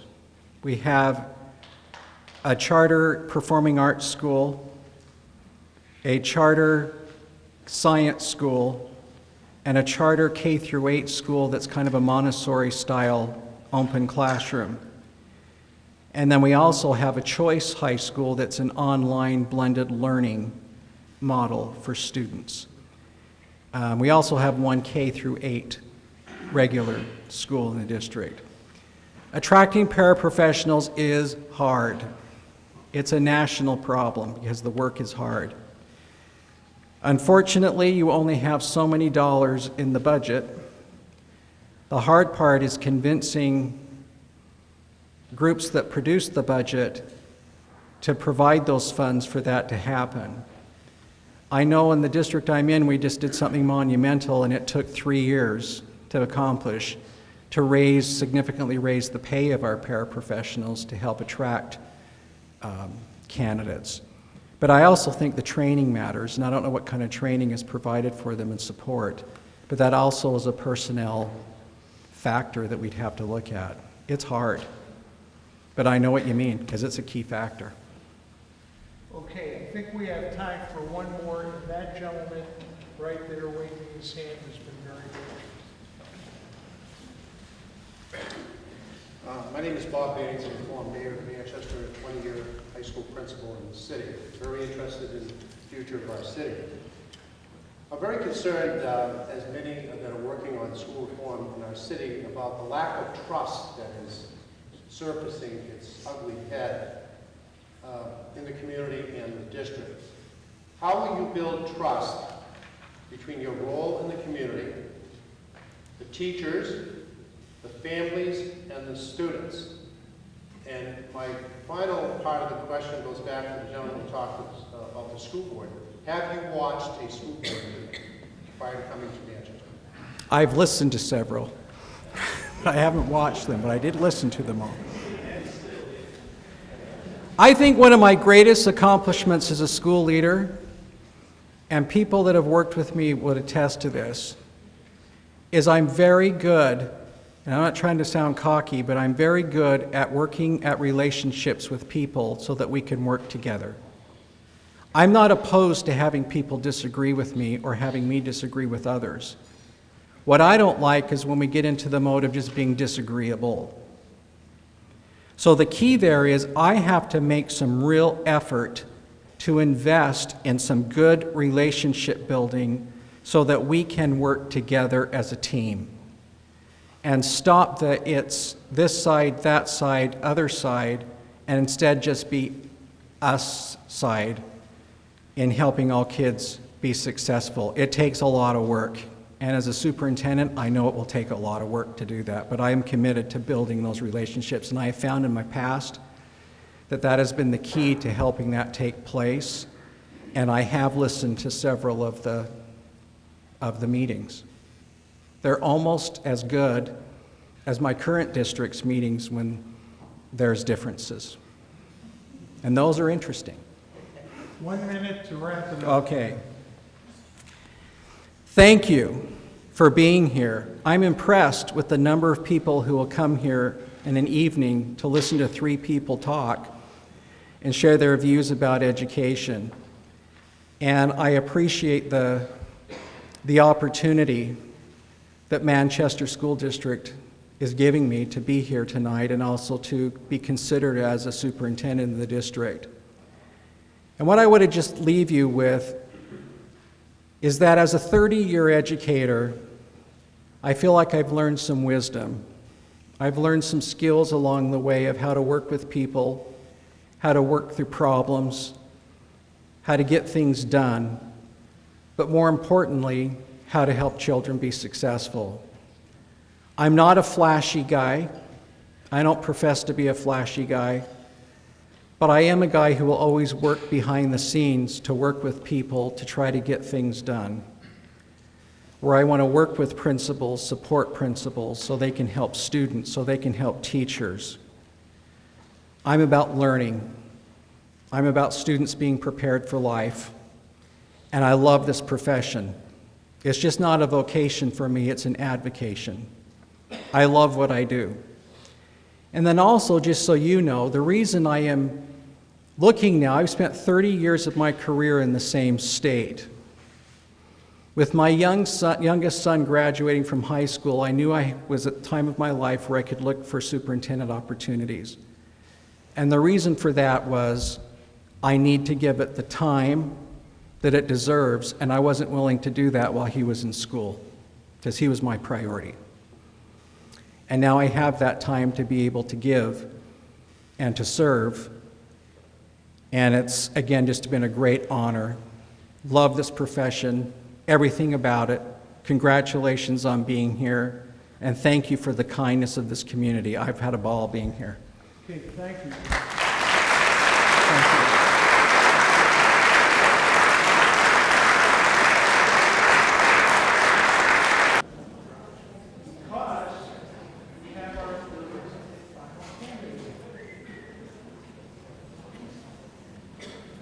Amy Allen, you're on.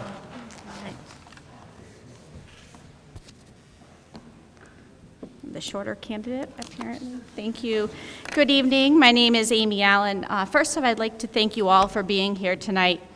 As an educator, a resident of Manchester, and a parent of an 8th grade student who attends McLaughlin, who is here tonight, I am both humbled and excited to see how much support the City of Manchester has and their students.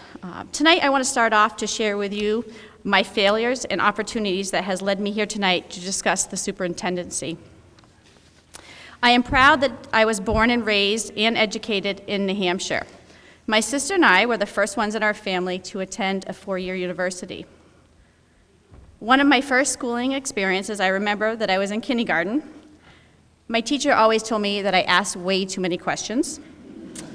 I still have my progress report from that teacher that referenced me as being too active, that I could not color inside the lines, and that I provided too many answers to the questions. Although I was failing to my teacher standards, my mom saw this as an opportunity and became more involved in the school, put me in lots of sports, and introduced me to science where I could do experiments and answer all of my questions. There's a growing body of research that demonstrates that participating in organized activities outside the classroom will help cultivate the skills, habits, connections, and knowledge that prepare our children for lifelong success. Every student in Manchester should have that opportunity. I have a wonderful older sister who is very talented. Her name is Heather. She is 3 years older, and she's excelled at everything. In high school, she took her math at Dartmouth College. So in 6th grade, I ended up taking my math placement test, and I failed. I was misplaced in math, and as I entered our junior-senior high, it was a grade 7th through 12th school, I was a little bored until a teacher sat with me one afternoon, and he was unable to unlock my math learning. That one conversation, that one opportunity, that one teacher changed my educational journey. For 2 years, I doubled up on math classes, and I eventually graduated in the top 10 of my class. I went on to attend UNH, and would you believe it, I played rugby, and I was a part of the Army ROTC. My career has taken me to work at Odyssey, New Hampshire, and Hampton, New Hampshire, where I worked with young children and adolescents who were placed with the court, and many of them struggled with substance abuse. We opened New Hampshire's first recovery high school. I always wanted to work in an urban district. Many of you do not know is that I applied to be an assistant principal in Manchester 8 times and failed to get an interview until the 9th time. That 9th time, I interviewed at Hillside Middle School and Parker Varney Elementary School for their prospective assistant principal positions. Although I did not get the position at Parker Varney as the assistant principal, Hillside offered me the opportunity to be their assistant principal for student service in 2009. And so my journey in Manchester began.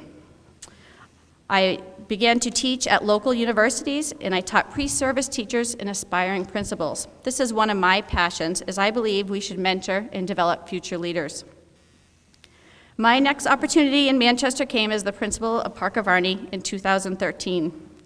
During my tenure, we had many successes: increased parent engagement, national visits, grants, New Hampshire School of the Year, and a National School Change and Innovation Award. We are recognized as a turnaround school and a model for public multi-age classrooms. Several districts in New Hampshire and in the country have followed suit and have implemented the multi-age classroom model. Our model has allowed students who are above grade level to access middle school classes while in elementary. We also have seen great results with our diverse learners.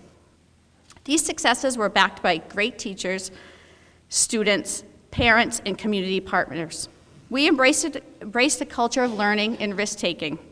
We identified barriers to learning and we proposed potential solutions. Our teachers prototyped and learned from one another. The culture of learning at Park of Arnie is one in which teachers and students take risks and they learn from their mistakes. They pave their road to success by learning from their failures. My next opportunity in Manchester has been the Assistant Superintendent of Elementary and Innovation. During these very long, past 18 months, we have accomplished so much. We were awarded several large grants, including Project-Based Learning Grant with the Hewlett Foundation, Nellie Mae, West Redesign, and Gear Up, to mention a few. We have developed several partnerships with local universities that have deepened our work. We have been able to identify promising practices, leverage resources, and today hosted our very first Funder Summit, which we aligned all of our grants. Under Dr. Vargas's leadership, our team has been able to move this vision forward. And I don't need to say this, I'm sure you heard this all tonight. Our district is full of great principals, teachers, staff, and students. So every failure that I've experienced has led me here tonight, and it's provided me with a lot of insight and opportunity. Many of you have seen on social media or hear from a neighbor that we are a failing district here in Manchester. I don't see it that way. We have so many bright spots in our district. Just to mention a few: MST, Junior ROTC, McLaughlin STEAM Team, Leader in Me, West Redesign, to several Principals of the Year. What we have here in Manchester is an opportunity. Michael Fullen speaks of leading with coherence. We definitely need to evaluate what is working in Manchester and to build upon those things. We need to continue to collaborate with others. We've had great success improving our attendance, behavior, and academics through our partnerships with the Boys and Girls Club and City Year. We need to continue to build those relationships with our community partners and businesses. Velcro Academy at West High School, Eversource at Central next year, the Chamber of Commerce Educational Days are just 3 great examples. We have an opportunity with Manchester Proud to engage our entire community in creating a strategic plan that can position Manchester to be a national model of excellence. As a current district leader, I practice leadership in the form of visibility throughout the school and the community. I visit teachers and staff on a regular basis. People would know that visiting schools and being with the students is the favorite part of my job. I attend extracurricular events and I participate in a variety of community activities. I believe in a school system that is truly student-centered. All of our decisions should be made with the best educational interest of our students. The question we need to ask ourselves every day, is this good for kids? We need to have high expectations for all to achieve. All students can learn, but maybe not in the same way and not on the same way every day. I want to thank you all for being here tonight. As an educator, as a resident of Manchester, and a parent of Nisa, my 8th grader McLaughlin, I am so proud to stand before you tonight. Our schools need to be the center of our community. We're going to work together to build what is working and replicate that across the district. We need to have a celebratory culture. We need to start celebrating our successes. Our school system must be one that the community can be proud of and will support its effort to educate all people in our community. I welcome the community to be a partner in the process to develop this future vision of our school district. Thank you again for letting me come up here. I'm honored to be a finalist. I am invested in bettering the Manchester School District in collaboration with you all, the students, the teachers, the principals, families, and community members. Thank you.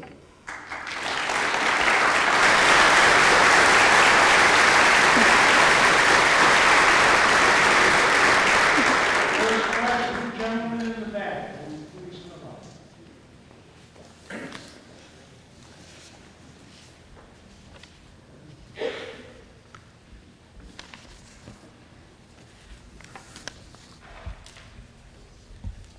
Thank you for the opportunity. I am resident of Manchester like you. I am bilingual like you. So, for my understanding, you know the weakness of the district of Manchester. How can you turn the weakness of district of Manchester in strength? Great. Thank you. Thank you. Thank you. As I said before, what we have in Manchester is an opportunity. The strengths of our community is here tonight. I believe that if we work together with a passion to educate all of our students, anything is possible. We have the opportunity, just as my mother did, my teacher did, and the people that have mentored me, to change the trajectory of our students' lives. Again, tonight, by the commitment here in this building, we are all on the same page, as Dr. Vargas would say, in the same boat, hopefully rowing in the same direction, moving to improve those outcomes for all of our students. Okay, we're going to go in this area next. This area? Yes.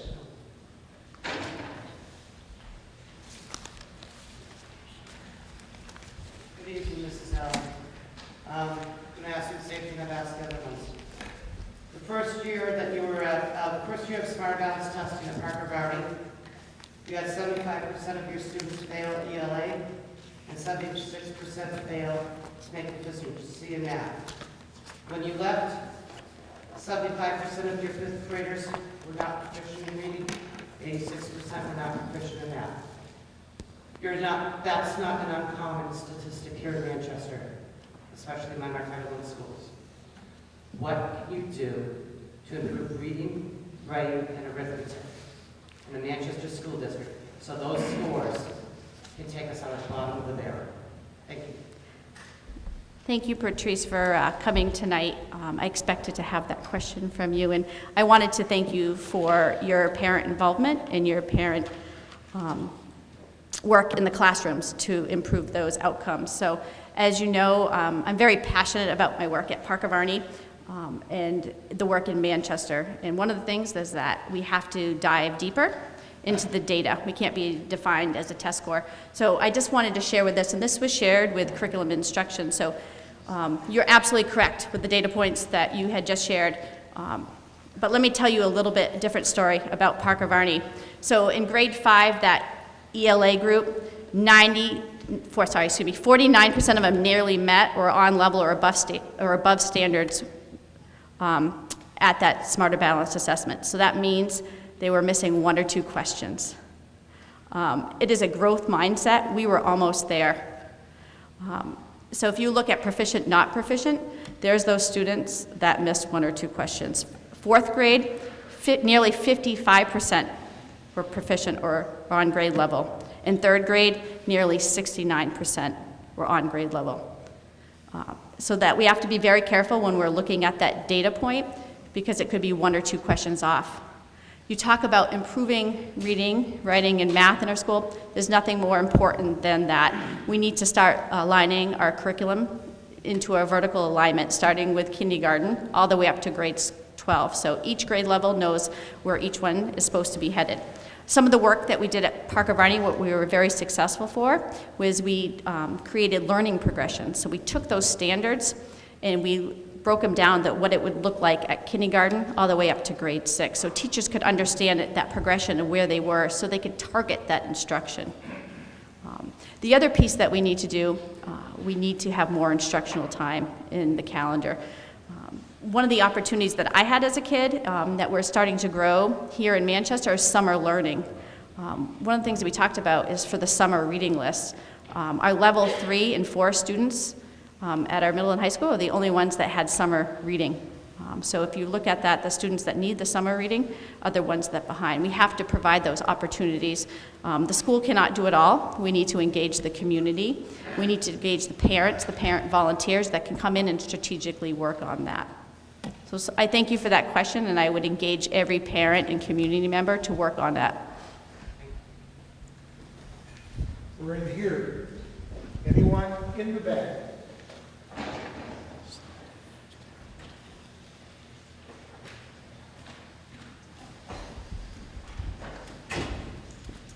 Good evening. I asked Ms. Gillis the same question. You worked for Dr. Vargas. Do you view his tenure as having been successful? Absolutely. And if so, can you explain why, to those of us who are not in the system, why it appears to the public as though he left the Titanic before it hit the iceberg? It looks like he abandoned ship. Thank you for that question. As many of you know, I was personally sad to see him go. I had a terrific job at Parker Varney Elementary School. I love going to work every day, but someone put me to a challenge that I could take that work and bring it to the district. And I believed in Dr. Vargas, and I still do. He has left our district in a better place than it was.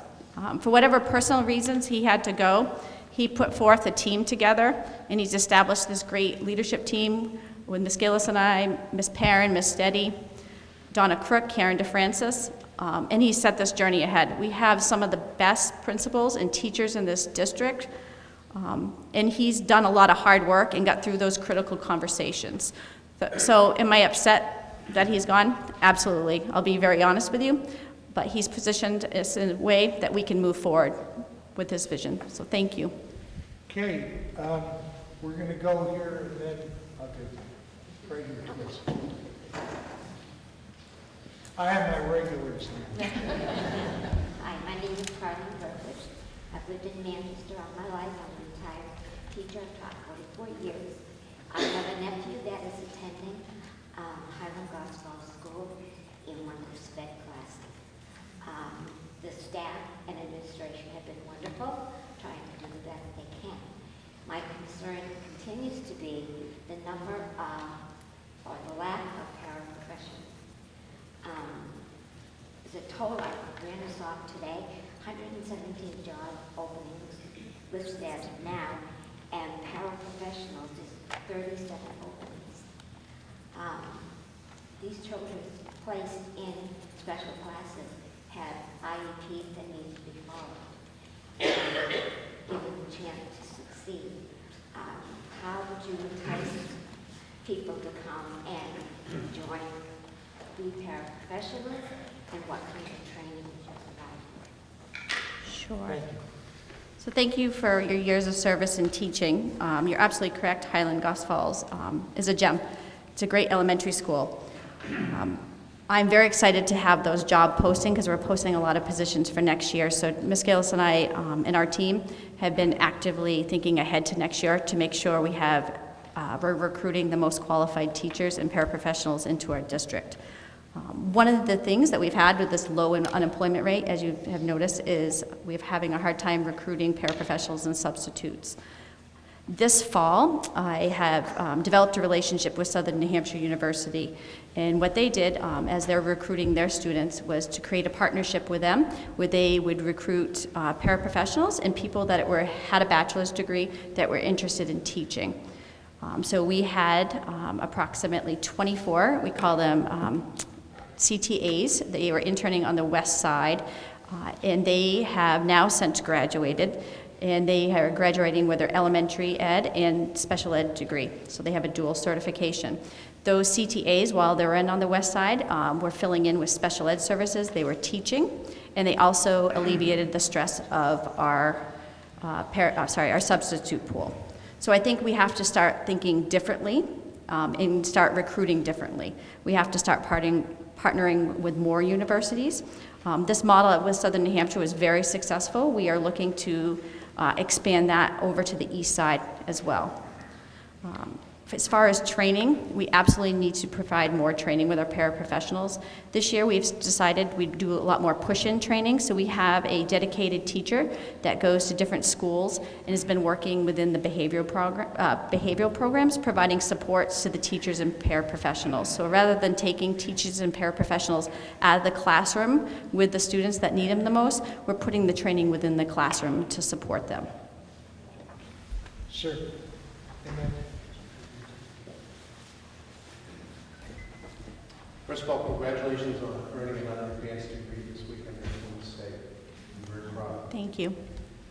Amy, as you know, there's a significant lack of trust that's surfacing in surveys that are happening in the community and the district. How would you build the trust between your role and the community, the teachers, the families, and the students? Sure, I have a little experience with that. So when I came on as the principal of Park of Arnie, I believe I was the 6th principal in 5 years. The first question they asked me is, when are you leaving? And it spent about a whole year.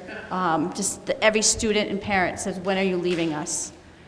So you talk about having collaboration and trust. The teachers closed the door. People would walk down the hallway and look towards the floor. They wouldn't say hi. So I had to build that trust and that commitment and support that teachers before I could move towards that innovation piece. So it's about listening, it's about being fair, it's about being transparent, and it's about bringing the teachers and the family and the community into the conversation. One of the successes about Park of Arnie, it was very difficult for me to leave. It was very difficult for me to find a principal to replace that. But the teachers themselves, this is their school, this is their program. It's succeeding without me, and though it should. So that culture, it takes a lot of work, and it takes a lot of trust, and it takes a lot of commitment. As I mentioned before, I moved here in 2009 when I took that assistant principal job. I had a house in Hampton, about half a mile from the beach. It was beautiful.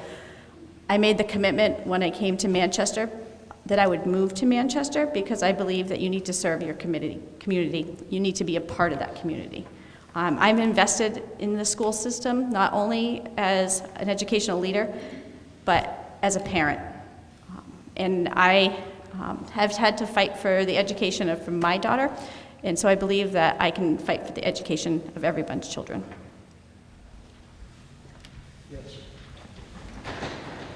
And I'll be back. Hi, my name is Sean Parham. I'm a parent of 2 children at Smith Road. I volunteer there. I'm curious, I was really impressed by your level of investment in the community and at the district, and I liked how you were talking about your ideas and how you were able to implement the project-based learning, getting a grant for that there. And I'm curious, the sky is the limit. What would be your vision for, and I'd like to hear more of your ideas for 5 years in as superintendent. Sure. First of all, I don't think the ideas will always come from one person. I think it needs to come from the community. But what I know from this Manchester school district, there's tons of bright spots, and what makes this successful is those teachers and the leaders within those buildings. So if Park of Arnie was successful, is MST successful, if ROTC is West, Memorial, all has something special about them, we should be able to advertise that and be able to scale those successes. We need to learn from each other. People talk about in Manchester, we are 22 silo schools. And as a principal, I felt that at times too. And part of that, you want to protect what's your own. We need to have our own identity as a school, but we also need an identity as a district. We talk about being Manchester proud, but as a district, we need to come together as one. And I think that we can do that. We need to look at innovations. People talk about looking at neighboring districts. There's tons of models throughout the country. There's magnet school models, so be able to take a program that I actually went to see. It was a bilingual elementary school, so they're teaching students from kindergarten to grade 5 Spanish all the way through. So the students that come out into the elementary school are speaking both Spanish and reading, and Spanish and English as well. So I think it's to looking at those innovations to be able to move that forward. MST, great program, right? Our numbers are identifying, so why not provide more opportunities for that? We have great successes in Manchester with our AP programs here and at Central. Let's get more students involved with those. We can provide avenues and opportunities for every student to be successful. We're in the back. Should I be back in? Go back in.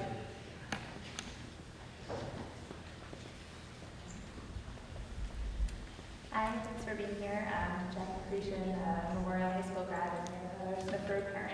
I was curious if you could tell us a little bit about what attracted you to Manchester in the first place, and then also kind of what your number one challenge that you're most excited to tackle would be as superintendent. Sure. I know I talked a little bit about my history. I grew up in Enfield, New Hampshire, so I think there's a population of 2,000 people.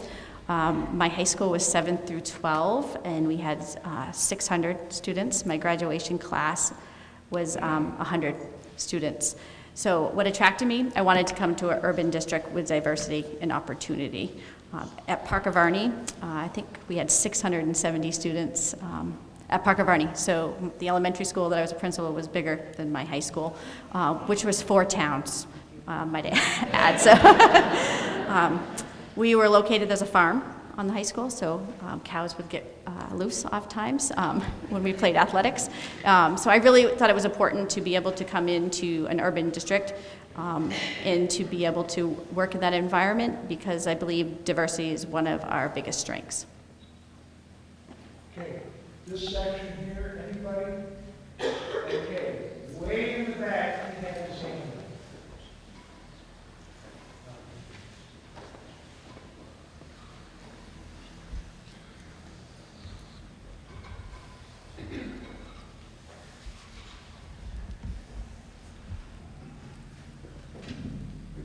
Good evening. Yes, one of the challenges that this country or this city is facing is that we lack of diversity. But I just want to explain in another way is that as the United States is progressing, there is some influx of refugees coming to this country, and these refugees, when they come in, they share the same rights as the citizens, and some of them, of course, the one who are eligible to go to school, they have to go to school. But as we're speaking about diversity and how we embrace it, but it seems like there's the tools of helping these children is not there. Like some of these kids have been facing trauma in where they came from as refugees, But when they come to this to the schools here, it seems like the teachers are struggling, and as a result, the performance is very bad for these students, and some of them have been severely disciplined without these people, without the teachers knowing what to do about them. And I understand that it's important. Everybody has to follow the rules, but how are you going to help the teachers, to combat this issue and help the students so that they can get both help and also they can focus in school? Thank you. Thank you. You brought up trauma, and we have been talking about trauma, I think, over the last couple of years. It's how it's affecting our students, and most recently the conversation is how is it affecting the teachers that are dealing with trauma on a daily basis. So a lot of us work in professional development has been around trauma-informed practices around the school. We've brought in experts at different schools that come in and talk to our teachers and staff. We look with community partnerships with St. A's, Southern New Hampshire, and some of our grant work is focused around that work. I would have to say we are not there yet where we need to be in supporting our students and our faculty and our families, but is on the forefront of our goals within the district. One of the other pieces is that we really need to start recruiting faculty that are more diverse. So there's tons of research that says that students perform better when there is a faculty that is more representative to them. So we are looking at those practices and looking around ways to recruit a more diverse workforce.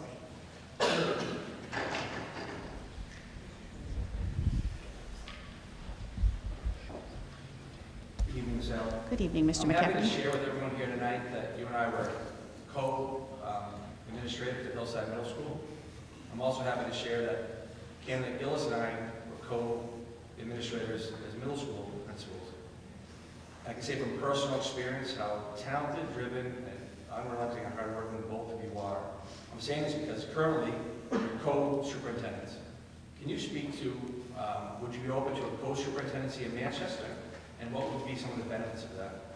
Sure. I believe this question was asked to me by many people. And as a steward of this community and as a leader, I'd be open to any opportunity.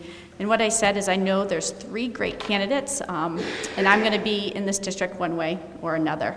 We have a terrific leadership team, Ms. Gillis, as I mentioned, Ms. Perrin, Ms. Steady, Mr. Francis, Donna Crook, Sarah Jacobs. There's tons of people that we're all working together to make the system work.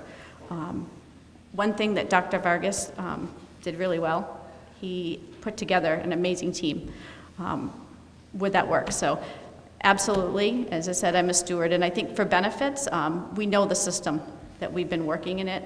We both came up through the system. So thank you. Mr. McCaffrey was my principal and mentored me a lot. So as I mentioned before, so a lot of my opportunities came from great people who provided me opportunities for learning and growth. In this area, seems to not be a question here. How about over here? Once, twice, yes or no?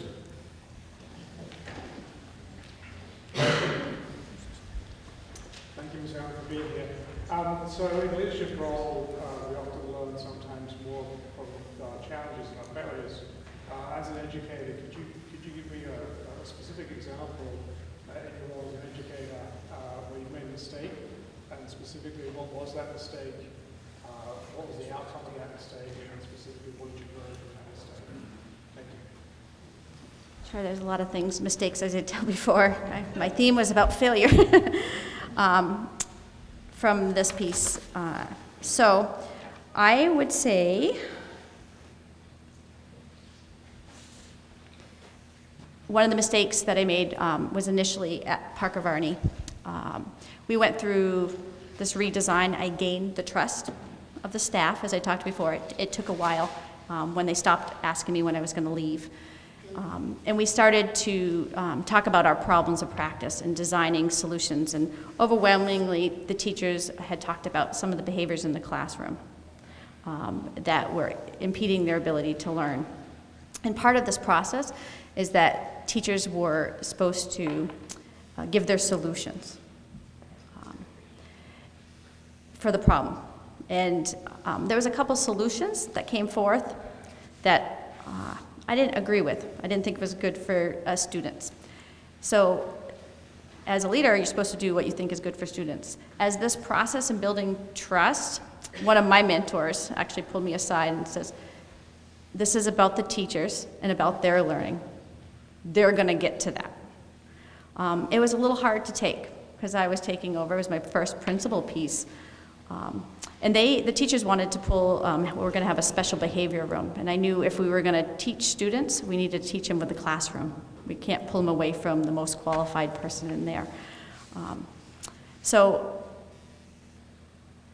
as an error, I slowed that process down until that one person came to me and said, Miss Allen, this is about that teachers and learning. Lo and behold, the teachers and learning came to a solution way better than my idea. And students were engaged in that classroom. One of the highlights that I would love to share just about Parker Varney, we talk a lot about students with disabilities. Manchester has a higher student rated disability rate than the national average. The national average is around 13-14%. We're nearing 20. A lot of people would say we over-identify, we have more problems. One of the areas that we worked with Parker Varney within this model is to serve students in the classroom. If you give them what they need, maybe they don't need to be identified special ed. So that cohort that we talked about from there, they're heading off to Parkside. that cohort going up there has got a 10% special education identification rate. So we were able to reduce special education referrals and the need for those services. So that's probably one of the biggest areas. As a leader, you need to trust the people that are doing the work. And I had to be reminded that by a mentor. So thank you for the question. Over here. No. Yes, ma'am.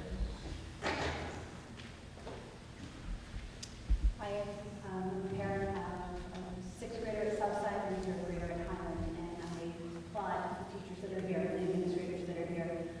One of my main concerns is class size, and I know the state of New Hampshire regulates 30 after second grade, and I know that Manchester is on the higher end of the state average, and I'd just like to hear your ideas on how you can work to bring that down so that other families are interested in moving into this wonderful community that we have here.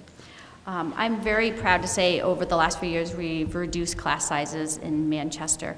When I was principal at Park of Arnie, we had 34 fifth graders in a classroom. And I started Park of Arnie in December, and I think our teacher tripped over a backpack and broke her wrist and had gone to the state. We had grant funds, and they said, why are we having such large class size? So we had a teacher reduction that year. And from there, Dr. Vargas has been a huge proponent of lower class sizes, and we've slowly started to be able to reduce that class size. With redistricting over on the west side, part of the redistricting is that we weren't going to redistrict just to move kids. We needed to provide a better outcomes for students. So next year on the west side, as for their 5 to 8 reduction, the elementary class sizes for K and 1 will be around 20 and will be 25 for grades 3 and 5.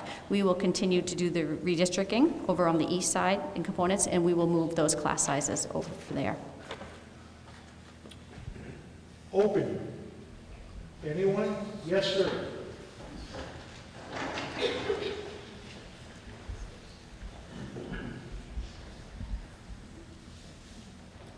I know this person.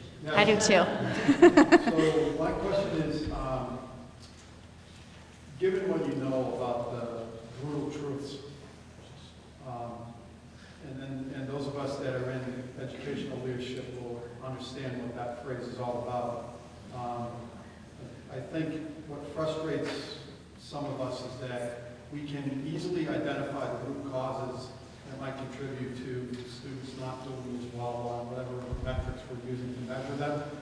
And I'm wondering what specifics that you and your team, if it's you and Jen as the co, or if it's you and whoever, what are you going to do to engage those folks who are ultimately going to be providing the funding, or to fight for the funding at the state level, because it's not fair to suggest that it's just on the 2 boards that we have here. At the end of the day, you know, the money is coming from various sources, and what are your strategies to assist those of us that are attempting to put into context the challenges that we're facing? I mean, we can identify, you know, the reasons why things are the way they are, and there are going to be times when it's going to cost more money to be able to make any kind of inroads on reversing the upside-down pyramid of Tier 1, Tier 2, Tier 3. If you could share an answer with that one, would be great.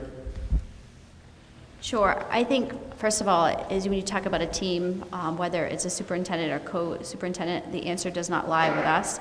It's going to lie with all of us. As you know, the schools can't be everything for every student. We need to engage our community to help with those supports. We need to do a better job with mental health wraparound services. We have a great model within the community school model. We should be able to expand that for all schools and all families. We should be able to have access to mental health at a quicker rate. We're starting those conversations now.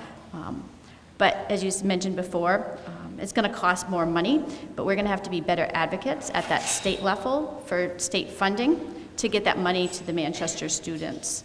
We also need to leverage grants differently. I talked about a funder summit, right? If we get this large sum of money, or even title funds, are we using it the most effectively to get the best bang for our buck? We talked about title funds, it's kind of an allocation year after year. Is it improving the way it should as the way it's being used? Or do we have to look at something differently to focus, to get kids to read, write, and do math at an earlier age? So I think some part is that we as educators are going to have to do things differently and think differently with that and look at our own models. But as I said before, it's going to start with all of us and community partners to be able to support the need of a diverse student body. Floor is open. I need to see a hand. There's a hand. Only getting a second question because nobody else has. That's the reason I'm asking. I'm concerned when I listen to school board meetings, there is a lot of talk about the wonderful things that are going on in the high school, in the STEM program, and somewhat in the middle school. My concern is for the elementary school. I don't hear a lot of enrichment programs that are given to the kids in grades, in the elementary grades. And I feel that they should be challenged just as much as the older kids. Because if you don't challenge the young ones, they're not going to have the interest to participate in the enrichment programs as they get older. So do you have any ideas or plans for enrichment for the younger kids? Sure. Thank you. One of the models at Park of Arnie that we did is when we went to this multi-age, multi-grade classroom, we had students that were mastering the 5th grade content at the end of 4th grade.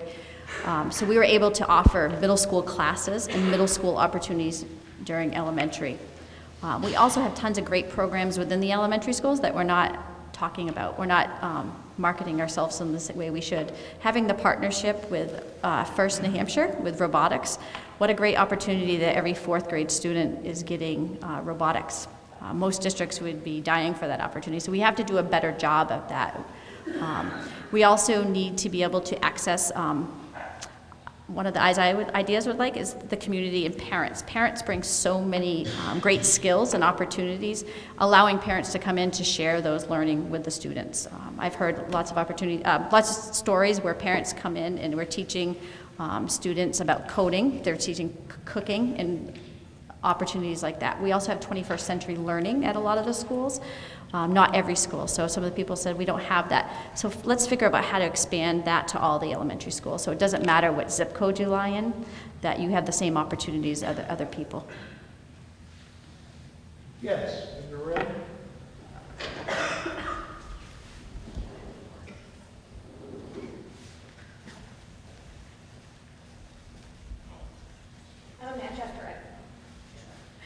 I'm a Manchester educator, and I'm very proud when I'm only in my second year. I was also incredibly concerned about the financial state that we're in, and the restrictions that we're placed in, and the lack of resources available to us. And I have my dream job right now. I have the job I always wanted, and I don't foresee myself leaving before I'm ready to retire in 30 years or so. But I am incredibly disheartened by the amount of colleagues in administration, in fellow educators, and paraprofessionals, and in other support staff that are actively looking to leave our district for other opportunities because of those restraints, because of the lack of pay, because of what they feel is a lack of respect from other places. What do you have to offer that's going to encourage those people to stay, that's going to keep our quality educators here so that our children do receive the best education? Because no matter how good your curriculum is, and ours still has a long way to go, don't get me wrong, if you don't have a quality educator there, it doesn't matter. Thank you. One of our greatest resources is our human capital, including our teachers. So I 100% agree with you. We need to recruit and retain our best teachers. So I know even working as a principal, we would train them. We've had all this state-of-the-art training and all this. We're doing trainings, and another district comes in and scoops them up. I am willing to work hard with the school board to work for that budget for the teachers, for that piece. We have, if there's supplies that you need, please reach out to the district. I know people said, I don't have enough. I saw on Facebook that people didn't have tape. Please reach out. We will get you what you need to teach. It's unacceptable if you don't have your materials to be able to teach your students. And if other community members have ideas too, I know going to the school board, people don't want to come and do that, but that's how we're going to make change, is to be able to advocate and stand together. I always tell people to call your school board members if there's an issue. Call your principal first, actually. They're always willing to listen and to be able to get that, to be able to get teachers what they need and to be heard. I think that's part of it, is being able to find your voice. I know you've spoken out at school board, so I thank you for that. But we need to work together as a community to be able to build that great school system that you talk about. I think we can take two more, if there are two more questions out there. Yes. Okay, this is what I did right now. There are teachers here. There are a lot of teachers here. I'm used to getting up and speaking, and I don't care what they say about me on Facebook. I don't have a job. I'm not running for office. I don't care. But I see too many of my teachers quiet. And yet, when I'm in the schools and in the classrooms, I trust them. They know what's right. How can we foster an environment so that my teachers, my good teachers, aren't afraid to speak up and come tell the truth in public, whether it be a school board meeting or a public forum like this, or even to their own principals? I feel like they're too quiet, and they're smarter than that, they're better than that. How can we get their voices heard? I think we have to provide opportunity for teacher voice, and a lot of that is going to come from grassroots work, is that it may be coming with one-on-one conversations. People know is when I go into the buildings, I'll go into the classroom and just talk to them and just find out more about that teacher and their needs. And if we can foster that sort of dialogue, not finger pointing and blaming, I think we can get there. Undoubtedly, I have worked with some of the best educators I've ever seen here in Manchester, and my daughter's been fortunate to be taught by some. So I thank the teachers that have done that for that. So we just need to continue to work and to celebrate them and have those conversations. And as you talked about, is that the principals, too, is they're partners with the teachers. I know that they've been some of the biggest advocates for them too. So not everyone feels comfortable getting up to speak or putting something on Facebook, but we can have conversations with one another because everyone's interest is about the students and improving education in Manchester. I think we can take one more if there's one more out there. I don't want to force the issue. Once, twice, yes.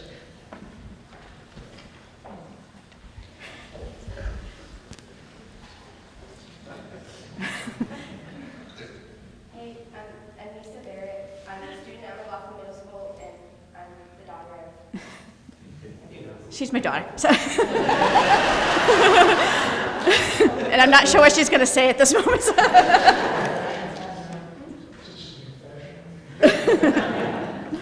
question is, how would you like to take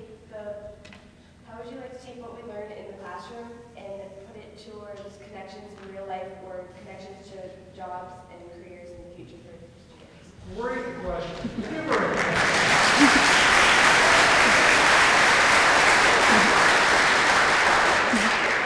I was telling someone earlier, my daughter's been a great champion of mine and has attended probably more board meetings than most. So when I was a principal, she would come in the back and do her homework. So she knows the board process and some hard questions. So I think that's one of the benefits of project-based learning is providing authentic learning experiences for students while providing a rigorous curriculum that's supporting their reading, writing, and math.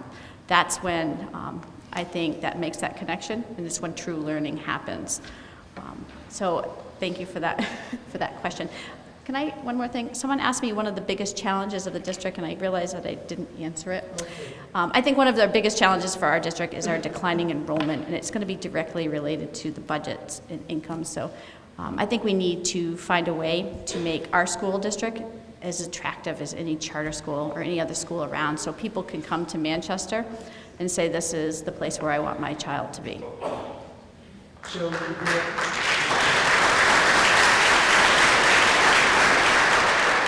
1 minute for a wrap. All right. So thank you again I am truly honored to be here this evening in front of you, to see so many people here to support the school system, to support the teachers, to support the students, and to support this district, is what this district needs to happen to move forward. As I said before, I'm invested in Manchester in any capacity. I'm not going anywhere. I believe in this district. I believe in the students. I believe in our teachers. And I believe in our leaders that we, together with the community, can move this district forward. So I thank you for your time tonight. I appreciate you guys staying here. I was wondering if you were the last one, if I would have people here. I don't know if the Bruins are on, so if I was competing with a game. So again, thank you very much.